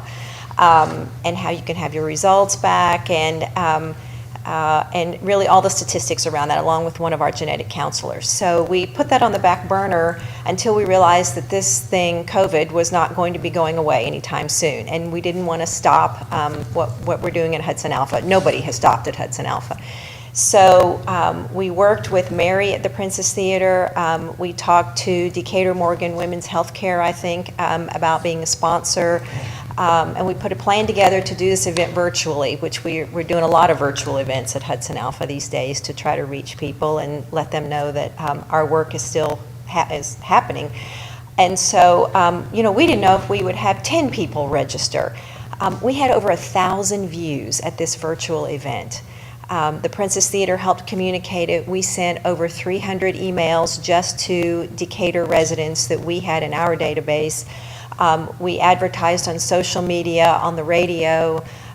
We really tried to push this event. I hope you all heard about it. I sent some information to you, Paige, and to Christy about it. But we were absolutely thrilled. And we gave away how many free tests at that event? Yeah, we did a random drawing for 20 free tests for individuals that participated in that. Yeah. So we felt like there is interest there, that people wanted to hear this. And we will keep doing things like this as long as we're living under the COVID umbrella, and to keep trying to do that outreach. It doesn't take the place, as you all know, of a meeting in person, but it does help get the word out, and I think that the world is pivoting to receive more of this kind of virtual event. We also did something, did you talk about the free test that we did Not yet, in no. July? All right, do you want to talk about that? Yeah, so one of the things that we did quite recently was actually offer the up to 500 free tests to anybody living in North Alabama, regardless of age. You may have heard about that because we did reach out to some of the folks here in Decatur and some of the other groups that we've been working with to let them know. And much to our surprise, within basically one day of announcing that, we had over 500 tests ordered. So I think the lesson that we learned from there is that there really are a lot of people that are interested in this program.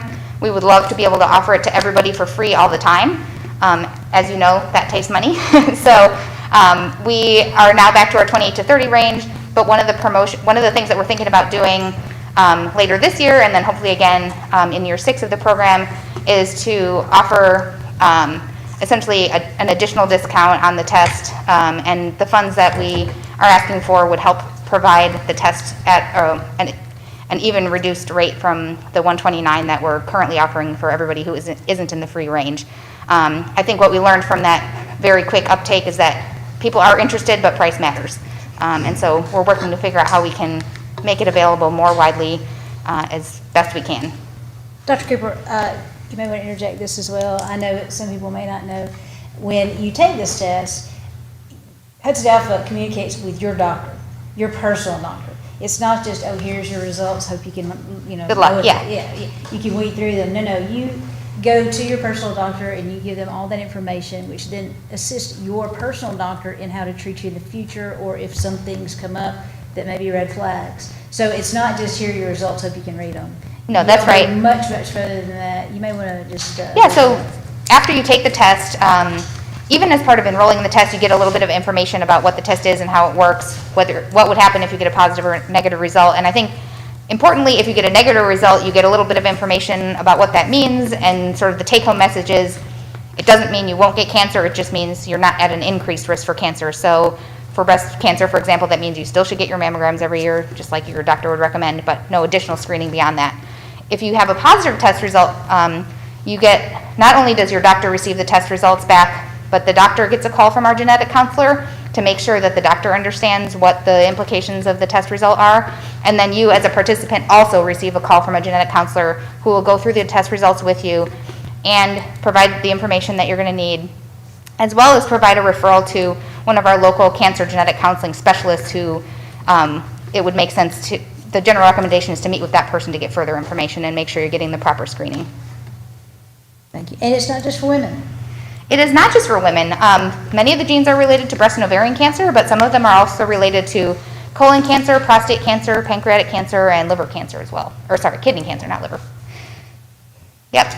So These, we call these rack cards. They're just little cards, and these have gone into hospitals and doctors' offices and breast clinics all over North Alabama, and certainly here in Decatur as well. And that's followed up with a visit from one of our genetic counselors to meet with the healthcare staff so that they understand what Hudson Alpha is doing. The sheet that's inside your folder, this is our stats page on information is power. I want to draw your attention to this number 52% right here. And Dr. Cooper said that a minute ago, but this is like the key number for information is power. You want to explain what this Right. why this is important? Yeah, I think the key thing there is this program is a population screen. It's about giving information to people that wouldn't otherwise know about their increased risk for cancer. So over half of the individuals that receive a positive test result report that they don't have a family history of cancer and that they would otherwise not be screened. So if they go to their doctor and the doctor says, hey, what's your family history look like? Do you have any close relatives who have cancer? And they say no, the doctor says, okay, well, no need for any genetic testing then. What we're starting to find out is that it's a small percentage, but an important percentage of individuals that carry these mutations that don't meet those criteria for clinical testing. And our program offers the opportunity to identify those people. And in many cases, those are men and women who are at increased risk for cancer at a young age that would not be getting the screening until they reach an older age, and therefore they're at risk for having a late-stage diagnosis and poor outcomes. And so that's a really important part of our program. Any questions? Ms. Hill? No, but thank you for what you're doing. And I'll say thank you both for being here, and I will also commend Hudson Alpha on the work they're doing with the COVID-19. I have some friends that are on that board and are just shocked and amazed at the leaps and bounds at which your company is moving forward. But thank you also for giving that data to people who not necessarily would know it at a young age. I know I have daughters, and I know a lot of people have daughters that you want them to be aware at a young age if they are susceptible to that. So thank you for the work you do, and thank you both for coming. Thank you for having us. Yeah, I agree.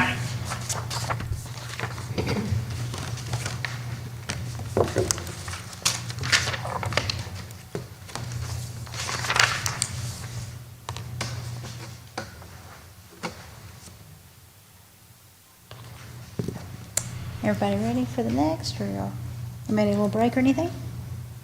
Ready to go? Morgan County Economic Development, 3 o'clock. Hello, Mr. Nels. I see you're back from the beach. 1 o'clock this morning. Where's your captain's hat? It stays at the beach.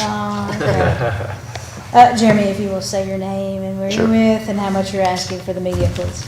Yes, Jeremy Nails, President of Morgan County Economic Development Association. Our request is $90,000. At one time, we got $100,000 from the city of Decatur, and through some economic downturns, it had been reduced to what we receive today.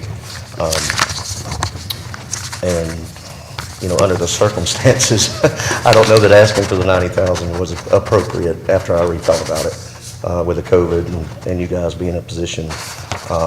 So of course, level funding would be much appreciated of the $64,900 that you guys give us annually. As you're well aware, our organization just celebrated our 50th anniversary. I'm fortunate enough to be one of the very few directors of that organization over the 50 years. We've had 4 in those 50 years. And in conjunction with the EDA, we also are the Port Authority, which you guys have appointments on that board. And the Port Authority helps supplement some of our expenses throughout the year for shared expenses. And they generate their own funds, and those go directly back into the ports. So, one side note, the Port Authority actually received $2.1 million in grants from the state this year to construct 2 new warehouses at Mallet Creek. And we have not done any new warehouse construction since the port was developed in the late 80s and 90s. So these 2 warehouses are going to help us out with cottonseed and alloys, which is going to improve traffic, revenue, provide jobs, and also help out our existing industries because a lot of things are kind of passing us by. They don't have inside storage. So that was just a side note, but I felt I wanted you to know how EDA and the Port Authority work hand in hand. So, you know, over our past 50 years, you may have seen that we had more than 150 new manufacturing companies announced in those 50 years in Morgan County, more than 1,500 expansions. All those projects generated or announced 28,500 new direct manufacturing jobs, and that doesn't count any indirect jobs that come into play with those multipliers. What's really impressive is over those 50 years, the companies announced over $10.9 billion in capital investment just in the manufacturing sector.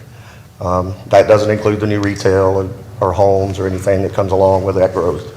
And we're also proud to say that in addition to the domestic companies, we also have now foreign direct investment by 18 companies, and they represent 12 different countries. And we're fortunate to have that. So most recently, since 2016, we've announced over 1,200 new jobs and $1.3 billion in new capital investment. In the city of Decatur and Decatur PJ, that represents 976 new jobs and $1.2 billion capital investment. So the majority of the investment and the jobs announced were actually in the city of Decatur or the PJ. We went back and looked at that. COVID's kind of thrown a kink into some things construction-wise. I know there are a few companies still placing a little hold on their construction plans and hiring plans. A lot of unknowns out there at the time. But we do still have some projects moving forward, such as the Send and Daikin and some of those. COVID's really made it difficult in business attraction, if I can use that word. We've had to learn to do virtual site visits, Zoom. If I don't have a Zoom every day, I'm not living. So we've had to invest in a lot of new technologies, softwares, do a lot of things with drones, Google Earth mapping services that we didn't have to do, and so that we can make presentations with people that may be in New York or some other part of the state or out of the country, actually. Things have started to pick up a little bit. You know, March, everything kind of came to a screeching halt, but we do have a couple of projects in the pipeline. And what we use your appropriations for specifically is, number one, recruitment. Typically, we do trade shows and visits and travel and go meet with consultants and just do a whole big, you know, normal face-to-face meetings.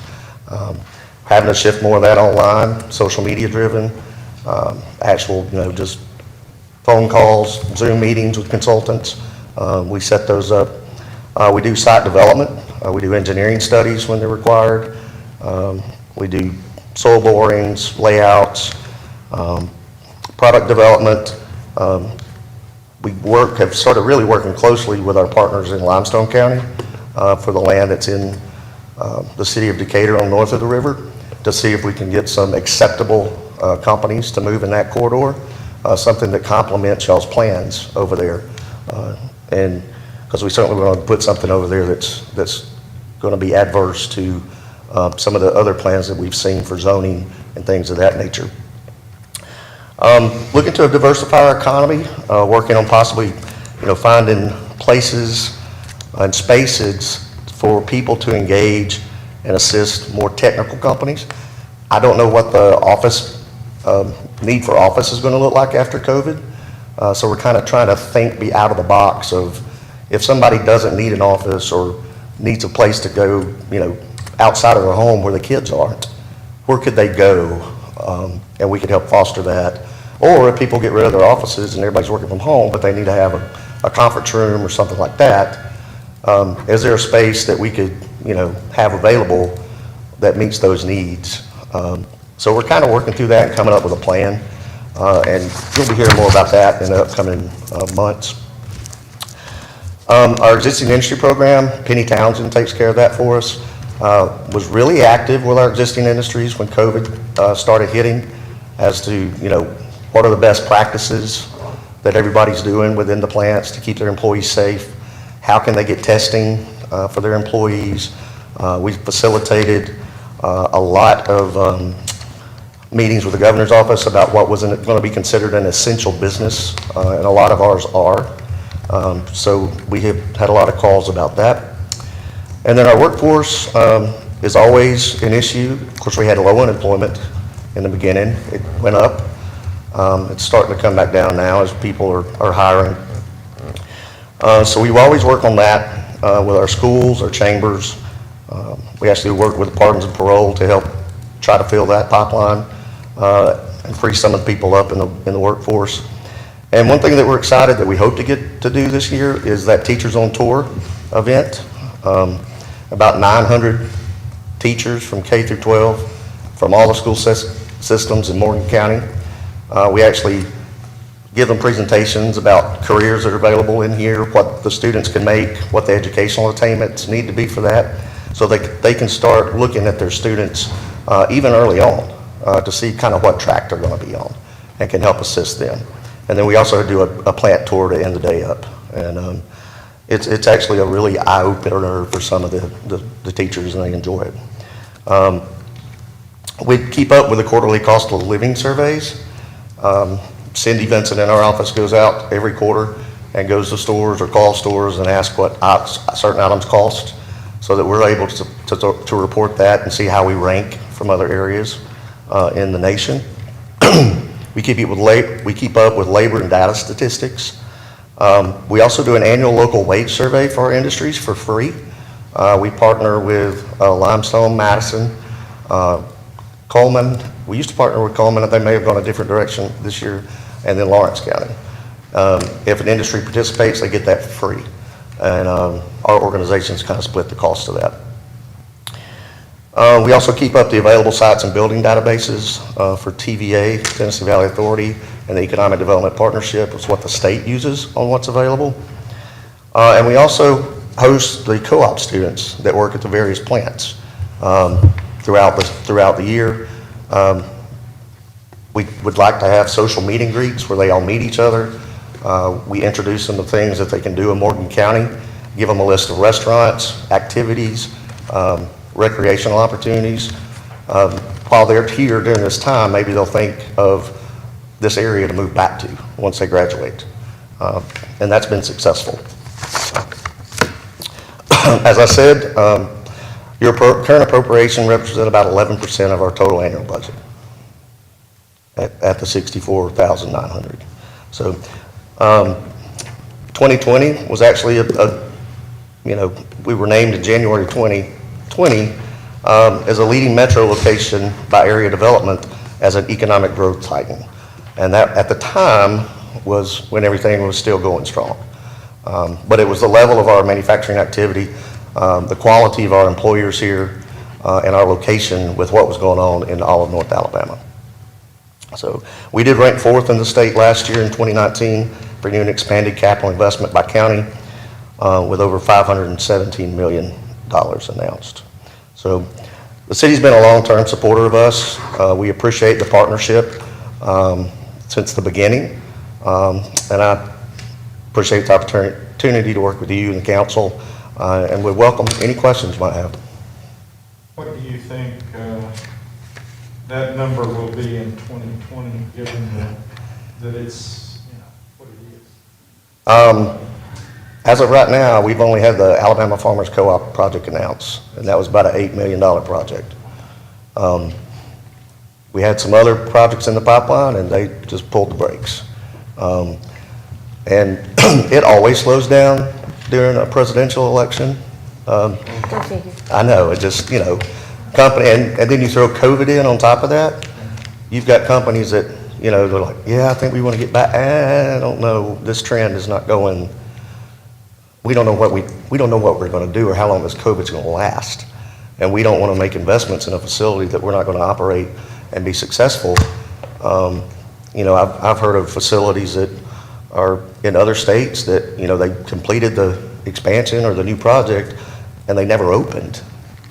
So that's a huge investment that's sitting there. So these large projects, they're just really, really doing their due diligence and really kind of scared to pull the trigger. So, ULA just announced a really big contract, did they not? yes, they got a new. And let me they- preface with, I know it's in the PJ, it's not in the city, because I'm sure that'll come up, but they did, it was a very large contract. Yeah, they got some work, 60% of a project.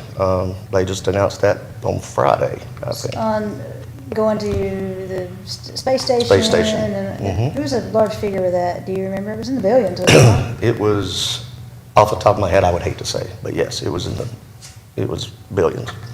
Had to be worth it. And it was over a period of time, Right. yeah. And thank you for working with John Joseph on the aspect of smaller businesses and the tech company. I know he and I spoke, and Christy, a while back on that. So thank you for being integral and working together with him. I think that's important. Yeah. That big and small and medium work together. Yeah, and I failed to mention that, I apologize. Yeah, John and I have been talking about that, and then he's hired Heather, who's going to help out, identify some companies, collect the information, and then when those companies are ready to look at, locations, incentives, things of that nature, we'll kind of work together to bring them in when it's time, so. How are we progressing in finding areas for development, for bringing them in? It's tough, I'm not going to lie to you. We thought we had some land identified, but the amount of money it was going to take to develop it and the amount of acreage that it had, it wasn't feasible. It was going to cost more to develop it into a rail site than it was going to provide impact after we looked at the economics of it. Like I said, we have been, working closely with Limestone County Right. on some The of that. north side seems to be more where that would be applicable, is it not? Correct, yes. Yeah, we would, we've had some, rail customers ask about that land. Yeah. You've still got some landowners that may or may not want to sell to industry. Yeah. They may want to see that develop into something else, but there are certain types of industries that I think could complement anything else of a mixed use that you would do on that side. I don't want, and I know, the city doesn't want to see a bunch of, metal warehouses or something up there. And we wouldn't want it to detract from anything else you guys were interested in putting out there, whatever that may be. So very attentive to that part in terms of planning. Jeremy, I know you don't have a crystal ball, but looking at COVID and how we go forward, we see large corporations really scaling down. Do you feel like that's coming here? And if so, what kind of larger buildings do we have currently that are not occupied, and what are we trying to do? Or is there even a future market for those to fill? And I know you don't have a crystal ball. Yeah, that's a difficult question. I think you're going to see more products come back into the United States. I think we've learned our lesson on some of our medical supplies, on our pharmaceuticals. So I think you're really going to see the whole transportation logistics change in America because of COVID. We don't have a lot of available buildings. We have talked about doing some spec buildings somewhere. I just, at this time, I don't know I understand that. what direction or size or what they're really going to want. That's kind of, you've got some, you have some big warehouses on the Huntsville side over there at the interstate. And they've been successful with those. Those are large. Those are 400,000 square feet. Right. I don't know if we work with a developer to try to do something different, maybe smaller, to meet those needs. But that's certainly something we look at all the time. We look and see what our neighbors are doing. But do you think if the manufacturing of those products comes domestic again, do you think they will be smaller in scale versus the large size that, the I think- 1,000 acres type? Definitely, yeah, for some of those products that don't require as much square footage because of automation. Sure. Well, because of the robotics center, that should give us. Oh, yes, definitely. Oh, and we've got rail, we've got river, we've got interstate, You got all modes of transportation sitting right here. It's a perfect storm. Yeah. Any other questions or comments, Christy? No questions. Thank you, Jeremy, for your leadership. And Jeremy, thank you, and I don't want to butcher it, you received an award last year, didn't you? Go ahead and say what that is, because I think it's great, and I appreciate it. It was actually, it's been the year before last now, but the Department of Commerce project manager is giving an award out called the Dave Eccles Award. Dave passed away at an early age, but he was really a big mentor, a first-class economic developer, and he taught us a lot. And they like to award that to an economic developer in the state. It's called the Distinguished Service Award, and I don't like to brag, but thanks for bringing that up. It was a true honor. His widow was there at the luncheon where I received that. And then Penny in our office got the Young Professional of the Year award at the same time, which was kind of a coincidence, but they give that award out once a year. And then the project managers decided that they didn't want to select the economic developers after the 10 years, which was last year. So I'm now on the selection committee for the next winter, which will be at the winter conference. Well, Jeremy, thank you, and I'm glad I got to brag on you because you are. Well, I don't. And Penny, I was at that presentation, and I could tell that it moved you to receive that award, and I think it's a very wonderful honor, and I think you've done the city well, and I appreciate all your hard work. Well, thank you very much. It's fun. The day it quits being fun is the day I need to go. You gotta enjoy what you do, right? Yeah. Thank y'all for your support. Appreciate you. Thanks for keeping us safe. Thank you, Jeremy.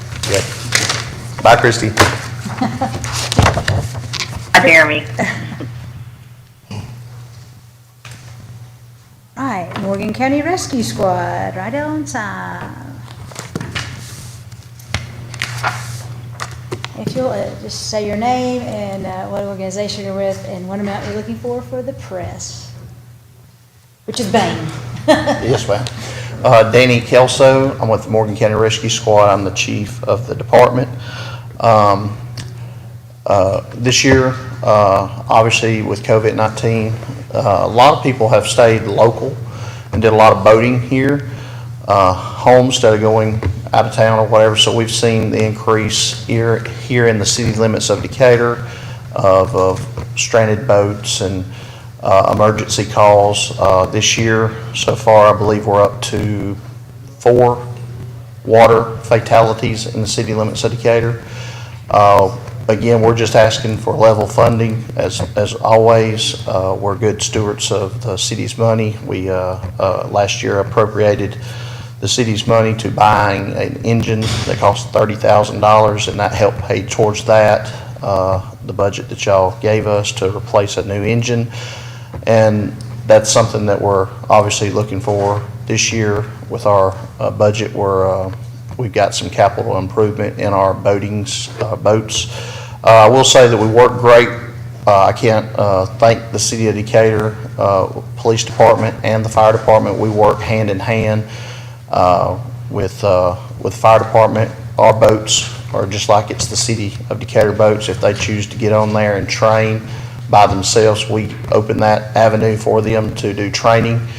And we've got some training coming up for the city of Decatur that that goes along with industry on the river with EMA and stuff like that. That's so that we all work together, and it's a great partnership that the public safety division of all of us come together and work. And like I said, on all these crime scenes and the stuff that we do with the police department and the fire department, again, we work great and there's no issues there. So just short and sweet from my end, thank y'all for everything that you do for us. And again, I would love to ask for a whole lot of money, but we try to be simple, and we appreciate what you do, how you fund us. Well, Chief Kelso, I want to tell you thank you for I think over the past several years that I've been on council, I've seen a shift in the relationship with police and fire that has become so smooth and wonderful, and I think that has a lot to do with you and our chiefs, and so thank you for that. I think that is a good thing for the whole community, so thanks for your hard work on that. Yes, and also, I know that we had applied for a boat for our fire department, and y'all helped us with that. We did not get that grant. And we are, of course, a large community with a large body of water that have barges and things. So thank you for assisting us until we get that needed equipment and for your work with that.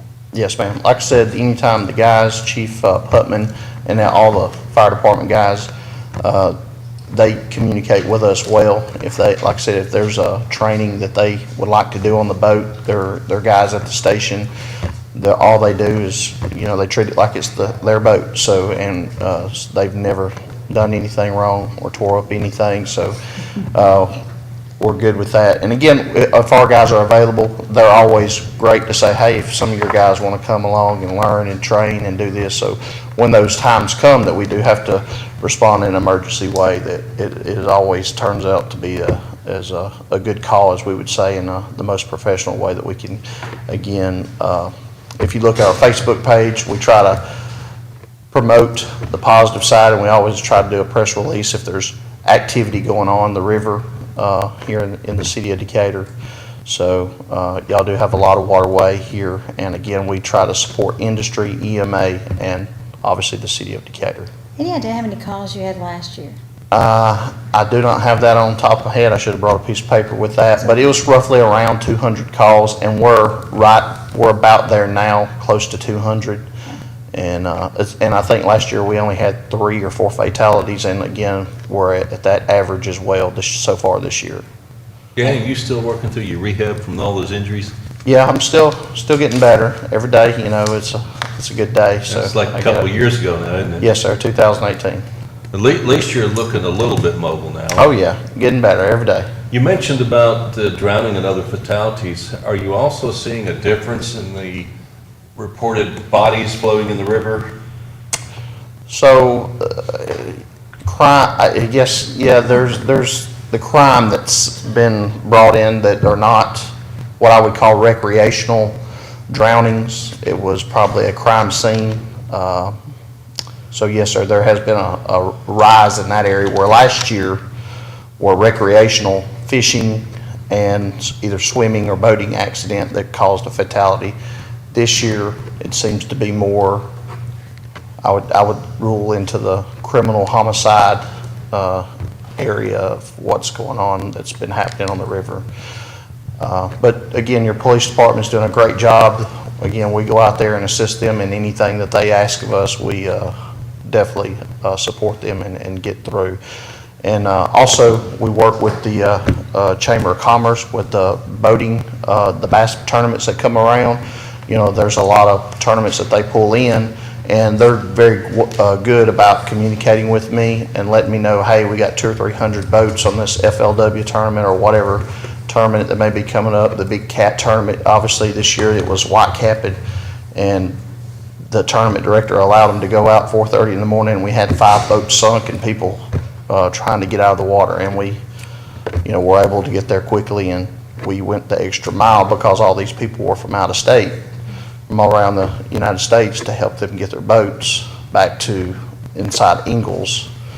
And so they thanked us for going that extra mile for that. So again, we do support those functions.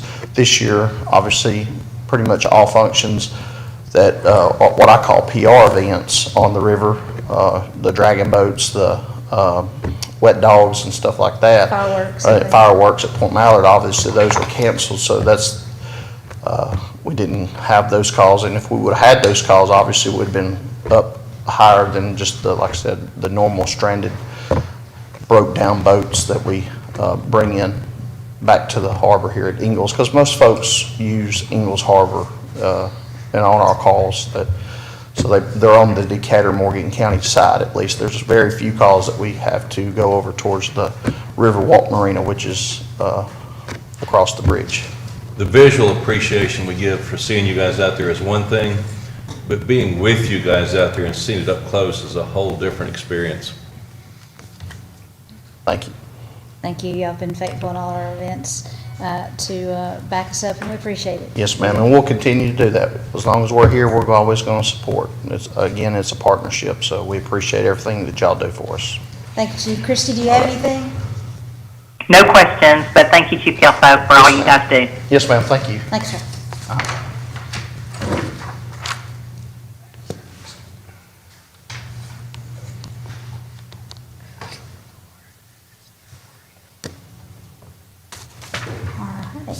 NARCOG.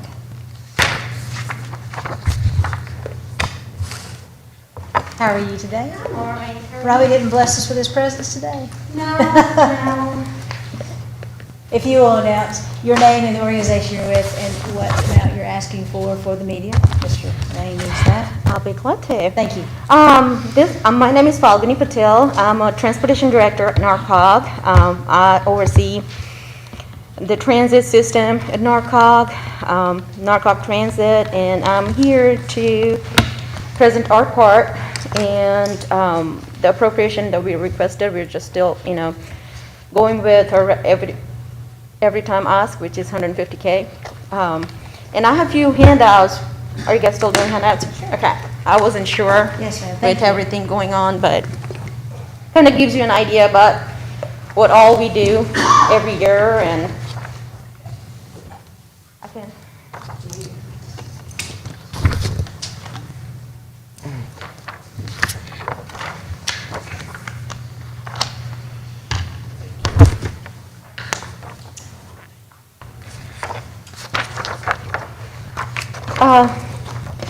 So everybody, I'm sure you guys are all familiar with NARCOG Transit. This year, since COVID, things have changed a little bit, just like everybody else. But on average, we did 220 urban area one-way trips this year. That is from October 1 till today. And approximately 80% of our rides that we provide are in urban area. So majority of it, it's in urban area. And most of the trip that we've done from COVID has been either medical, work-related, grocery shopping, anything that's essential for people. Right now, we are doing one trip per person. So, and every time the driver comes back after each trip, they wipe down the whole bus. They do, go through a process that we've identified and clean the buses. So luckily, we've had so many agencies in the state that they've had COVID issues. We haven't had, luckily, touch wood, any issues so far. So we're very grateful for that. Since COVID, which is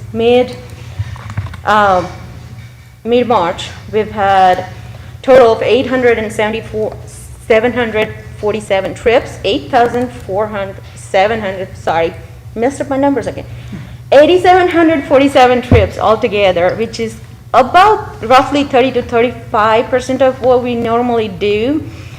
And other thing is, to most of our events, if you look at in your handout, there are all the events: Festival of Cranes, Alabama Jubilee, Spirit of America, and plus other organizations that we support. They all have summer programs that we support, and this time we didn't have to. We couldn't do those because they had canceled. Otherwise, our trip numbers would have been gone, higher.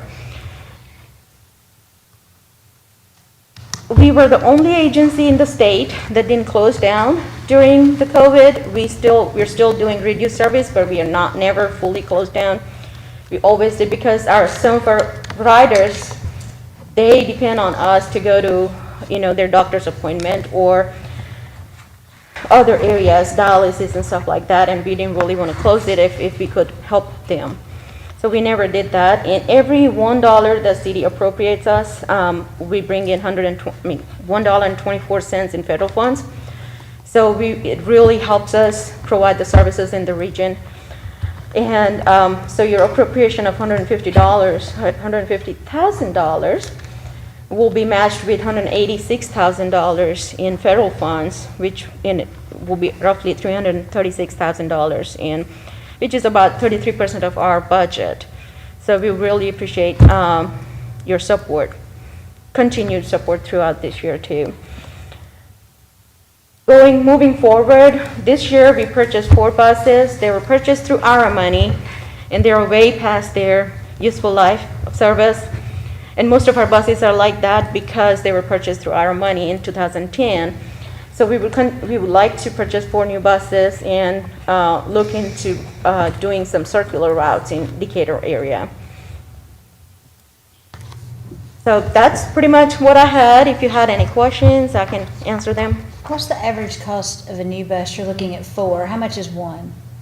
One is about $60,000 to $65,000. That's the regular bus that we have, 17 passenger buses. If we had a smaller like vans and stuff, that's still $35,000 to $45,000. But we use those in the rural areas, we don't use those in the urban. Right.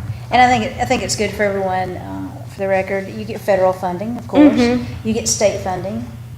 That's, the federal funding passes through state. It passes through state. Mhm. Do you get county funding? County provides us funding, yes. Do you have any idea what that amount is? I would say the county here would be $50,000, if I'm not mistaken. And then you get municipal funding from the city? From the city, yes. Right. And John, help me, what was last year's allocation? 135. 135? Mm-hmm. And it's always been 150, but last year was 135. Right, I understand. It's been 135 since at least 18. Okay. Do you know if y'all have requested more allocating funds from the county? No. Have not? Mm-mm. We've started with you, we haven't gone through that yet with the county. Do the feds match the county money as well as the city money? Mm-hmm. So anything that county provides and the city provides us, it's counted as local money. So we have to have local money in order to get the feds money. So it's 80-20 for most part, ballpark. Good. Well, thank you. So any other questions? Ms. Hill? Ma'am. Thank you, Ms. Patel. Have a great day. You too. Thank you for your Oh, time. and we do need to get connected. We had another group come in earlier that need a meeting with the Hands Across Decatur. So I'll get with you if you could leave your number. Okay, to sure. Set up a meeting. That'd be wonderful. I think that connection needs to be made. Yes, sure. Thank you so much. Thank you. Thank you. Have a great day. You too. I can do Thank you. Thank you. Appreciate it. I don't think the last one's here yet, so Okay. we're about 15 minutes ahead. Look at us. Christy, we're waiting on, I guess, Rick to get here, so we have a few minutes. Okay. We're going to take a little break. Okay. All right. Reconvene at 3:30. So.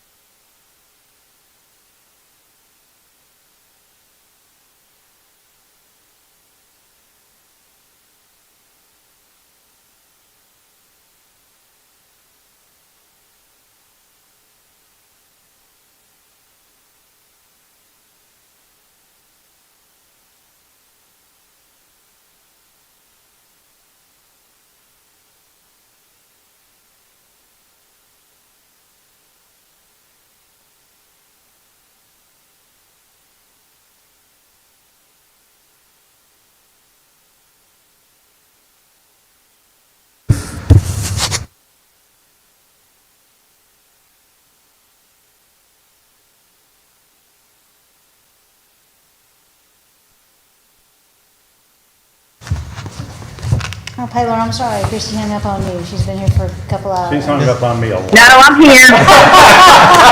I'm used to being hung up to by Christie. All right, Christie. I'm here. Jump at the end there. All right, Mr. Paler, if you'll say your name, what organization you're with, and what you're seeking for the press. My name is Rick Paler. I am the Executive Director for the Decatur Downtown Redevelopment Authority. We have been supported strongly by the city since 2008, and we are hopefully doing our job to make sure that the city gets a good investment back on the dollars that they've entrusted us with. We think they have. And I think a lot of it speaks for itself. We did a slideshow last time, but anyway, so we are hopefully hoping that the city would support us in this this coming fiscal year. So now you. Well, give us some examples of last year what downtown redevelopment helps us with. I know there are a bunch. Just give us some of the highlights. I'll run through a quick list here. And I've been trying to I've kept a running total of where we've been within relative terms, and about over the whole span of what we've done regarding what the city has given us and what we've actually given back in pure dollars or in paying for projects and things that the city normally would have had to have paid for or been involved with. And right now we are at the city has given us over that time frame a little over $1 million of 1.036, and in the pure dollars going back, well, not pure dollars, but in the dollars going back and what we have put together, this is an update from the one I presented last year. We're at $1,274,000. So we're a little bit, we're looking at about $238,000 more that we have actually.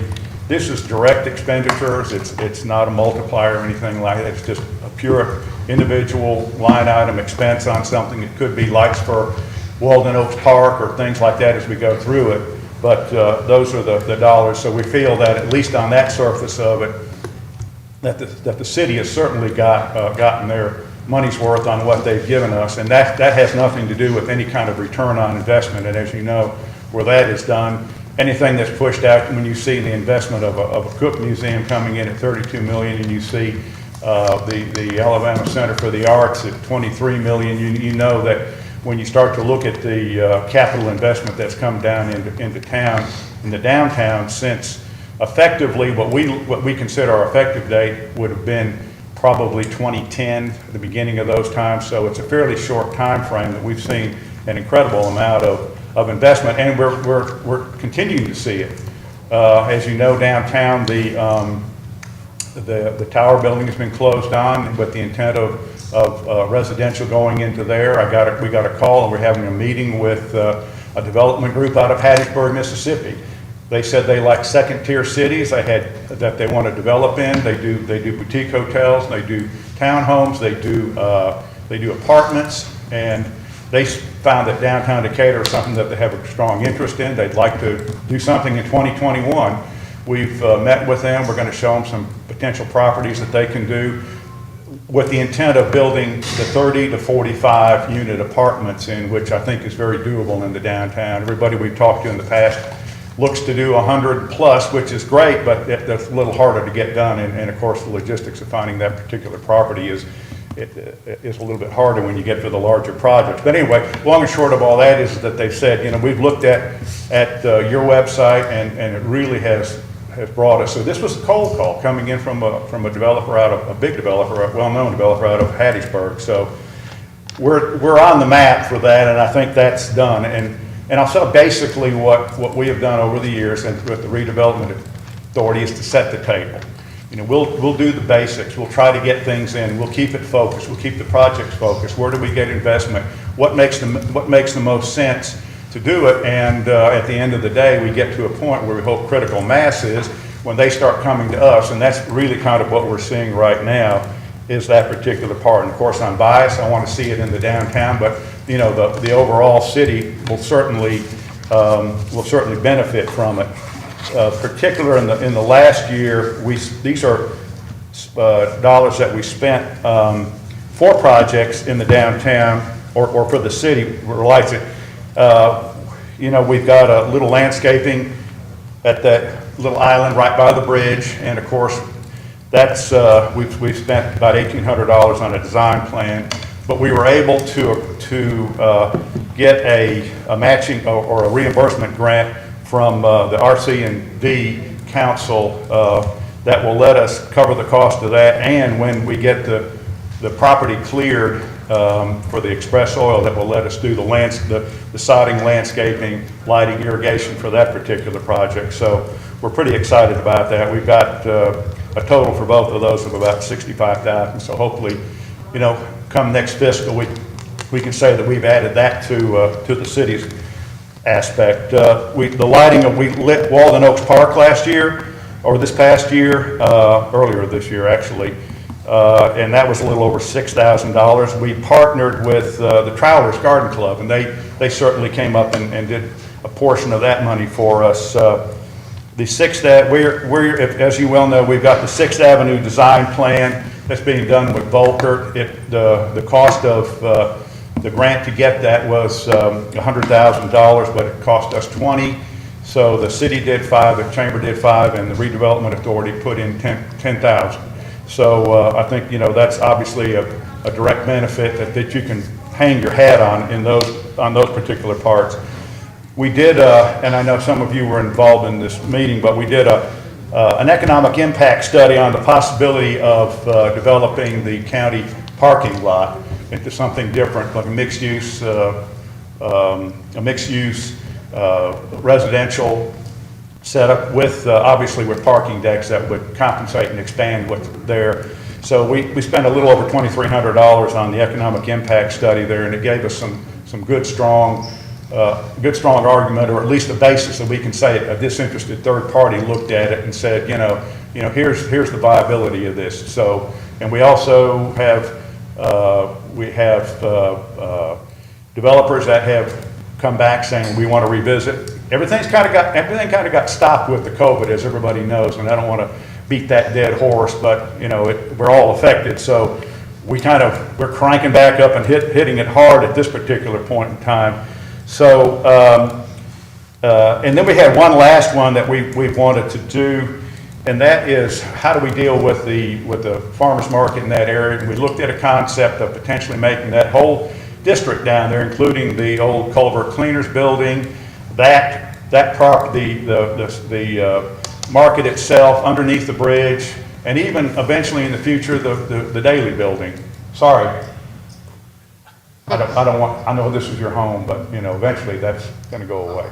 No, anyway, just. He works at home a lot anyway. So, and that, of course, that's a long shot, but down the way, you know, their operations, their manufacturing operations are in Florence, and they're subleasing out, so sometimes that's a potential to do it. Anyway, we spent a little over $5,000 for a development plan that shows how that whole area can be developed, but we did it in a way, and it's on our website, and we can send it out to people that want to look at it. I know you've seen it. We've had the discussions page about it. That's a potential. But right now, what we've done is here's what's here. Here's the potential. We want people to look at this, and as part of the process of deciding about does the farmers market stay there, or do we look elsewhere? So that's close to $26,000 that we've just kind of spent directly that went in the past year. So you can see that you know, we're pulling it in on those. One last thing, we have, and I want this is valuable to the city, and I don't know if it's on their site or not, but we partnered with tourism to do an interactive map for our website, and we're still populating it, we're adding to it, we're going to add more categories to it, but it is absolutely phenomenal, where you can go in and you can pick whether you want attractions. We even put the downtown parking lots in it, so they're going to show you exactly where they are. You can click on those, they're going to pop up, they're going to give you individual aspects about each one of those. They're going to give you about dining, about whether your general businesses are downtown, the parks that are there, parking, and attractions such as the Cook Museum, things like that. We're also expanding it right now where it's kind of a work in process. It was one of those that kind of died or got stalled during the slowdown. And so what we're actually putting into play now is adding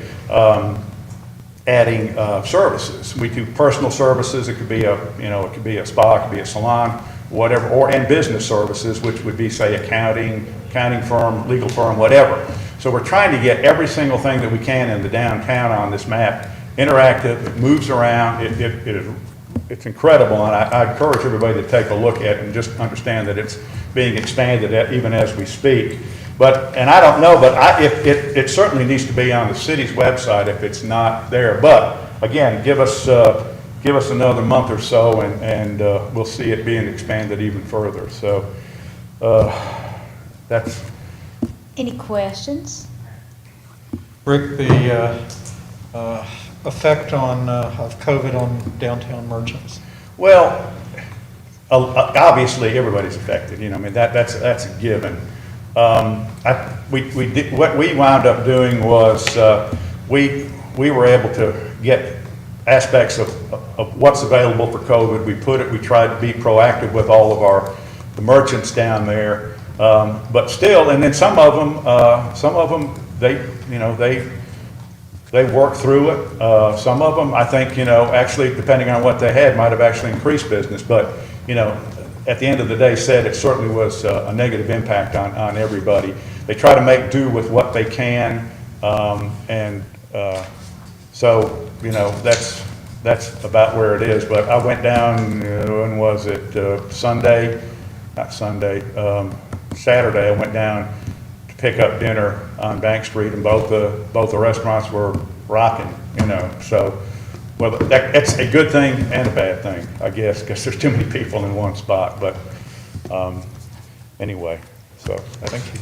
Rick, I want to tell you thank you, and thank you for spending time with me. I'm going to tell you, if you haven't seen the farmer's market plan for, I don't know what that expansion of time is, but it is amazing, and I believe that farmers markets in today's world are becoming more prevalent, and thank you for what you did on that. Well, thank you.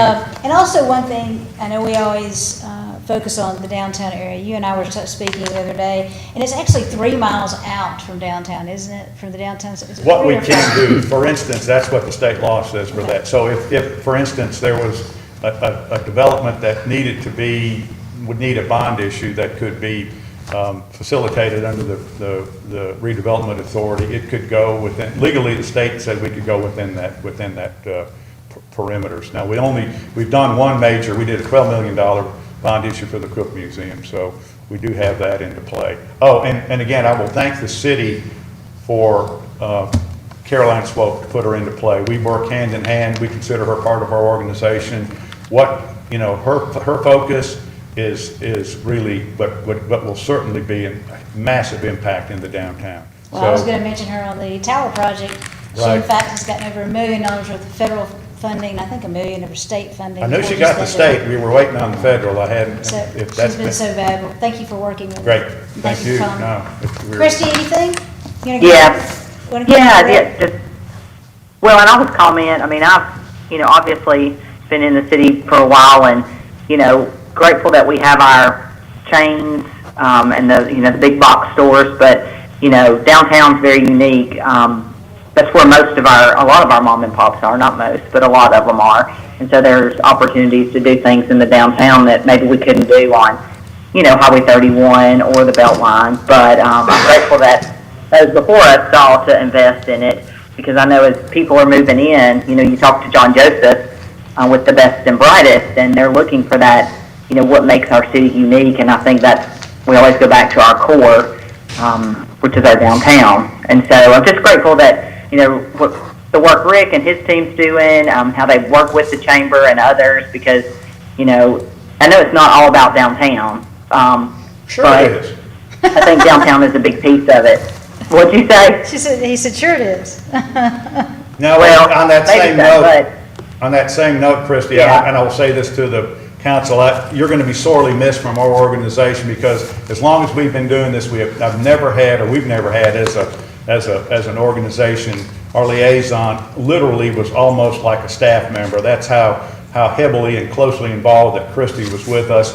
she was, probably had as strong a hand in the development of our strategic plan as anybody did, and certainly has been, has given us as much support and great ideas and push that we could have ever even imagined to get. So I want to thank you, and I want the council to understand that you did a phenomenal job, and you will be sorely missed. Thank you, Rick. I appreciate that. It's been a fun ride. They can make room for that baby to still go down there. I know, that's right. I'm just mad you didn't name him Rick, but other than that. Thank you, Rick, and thank you again. Let me say thank you for, I know when COVID hit, we had some downtown issues thank you for working with planning and working with me and the downtown restaurants to do that, and coming up with a plan that would work for everyone, so thank you for that too. Thanks. Thank you. Appreciate it. All right, I think that concludes everything until 5, right? It does. Thank you, Rick. Hi, Christie. Hey, Stacy, I'll call in a different line for the Yeah, work. I know. So what are Okay. you looking for? All right. later. Bye. Okay. Okay. Let me get like consensus here. I want you to look at your calendars on your phone if you have.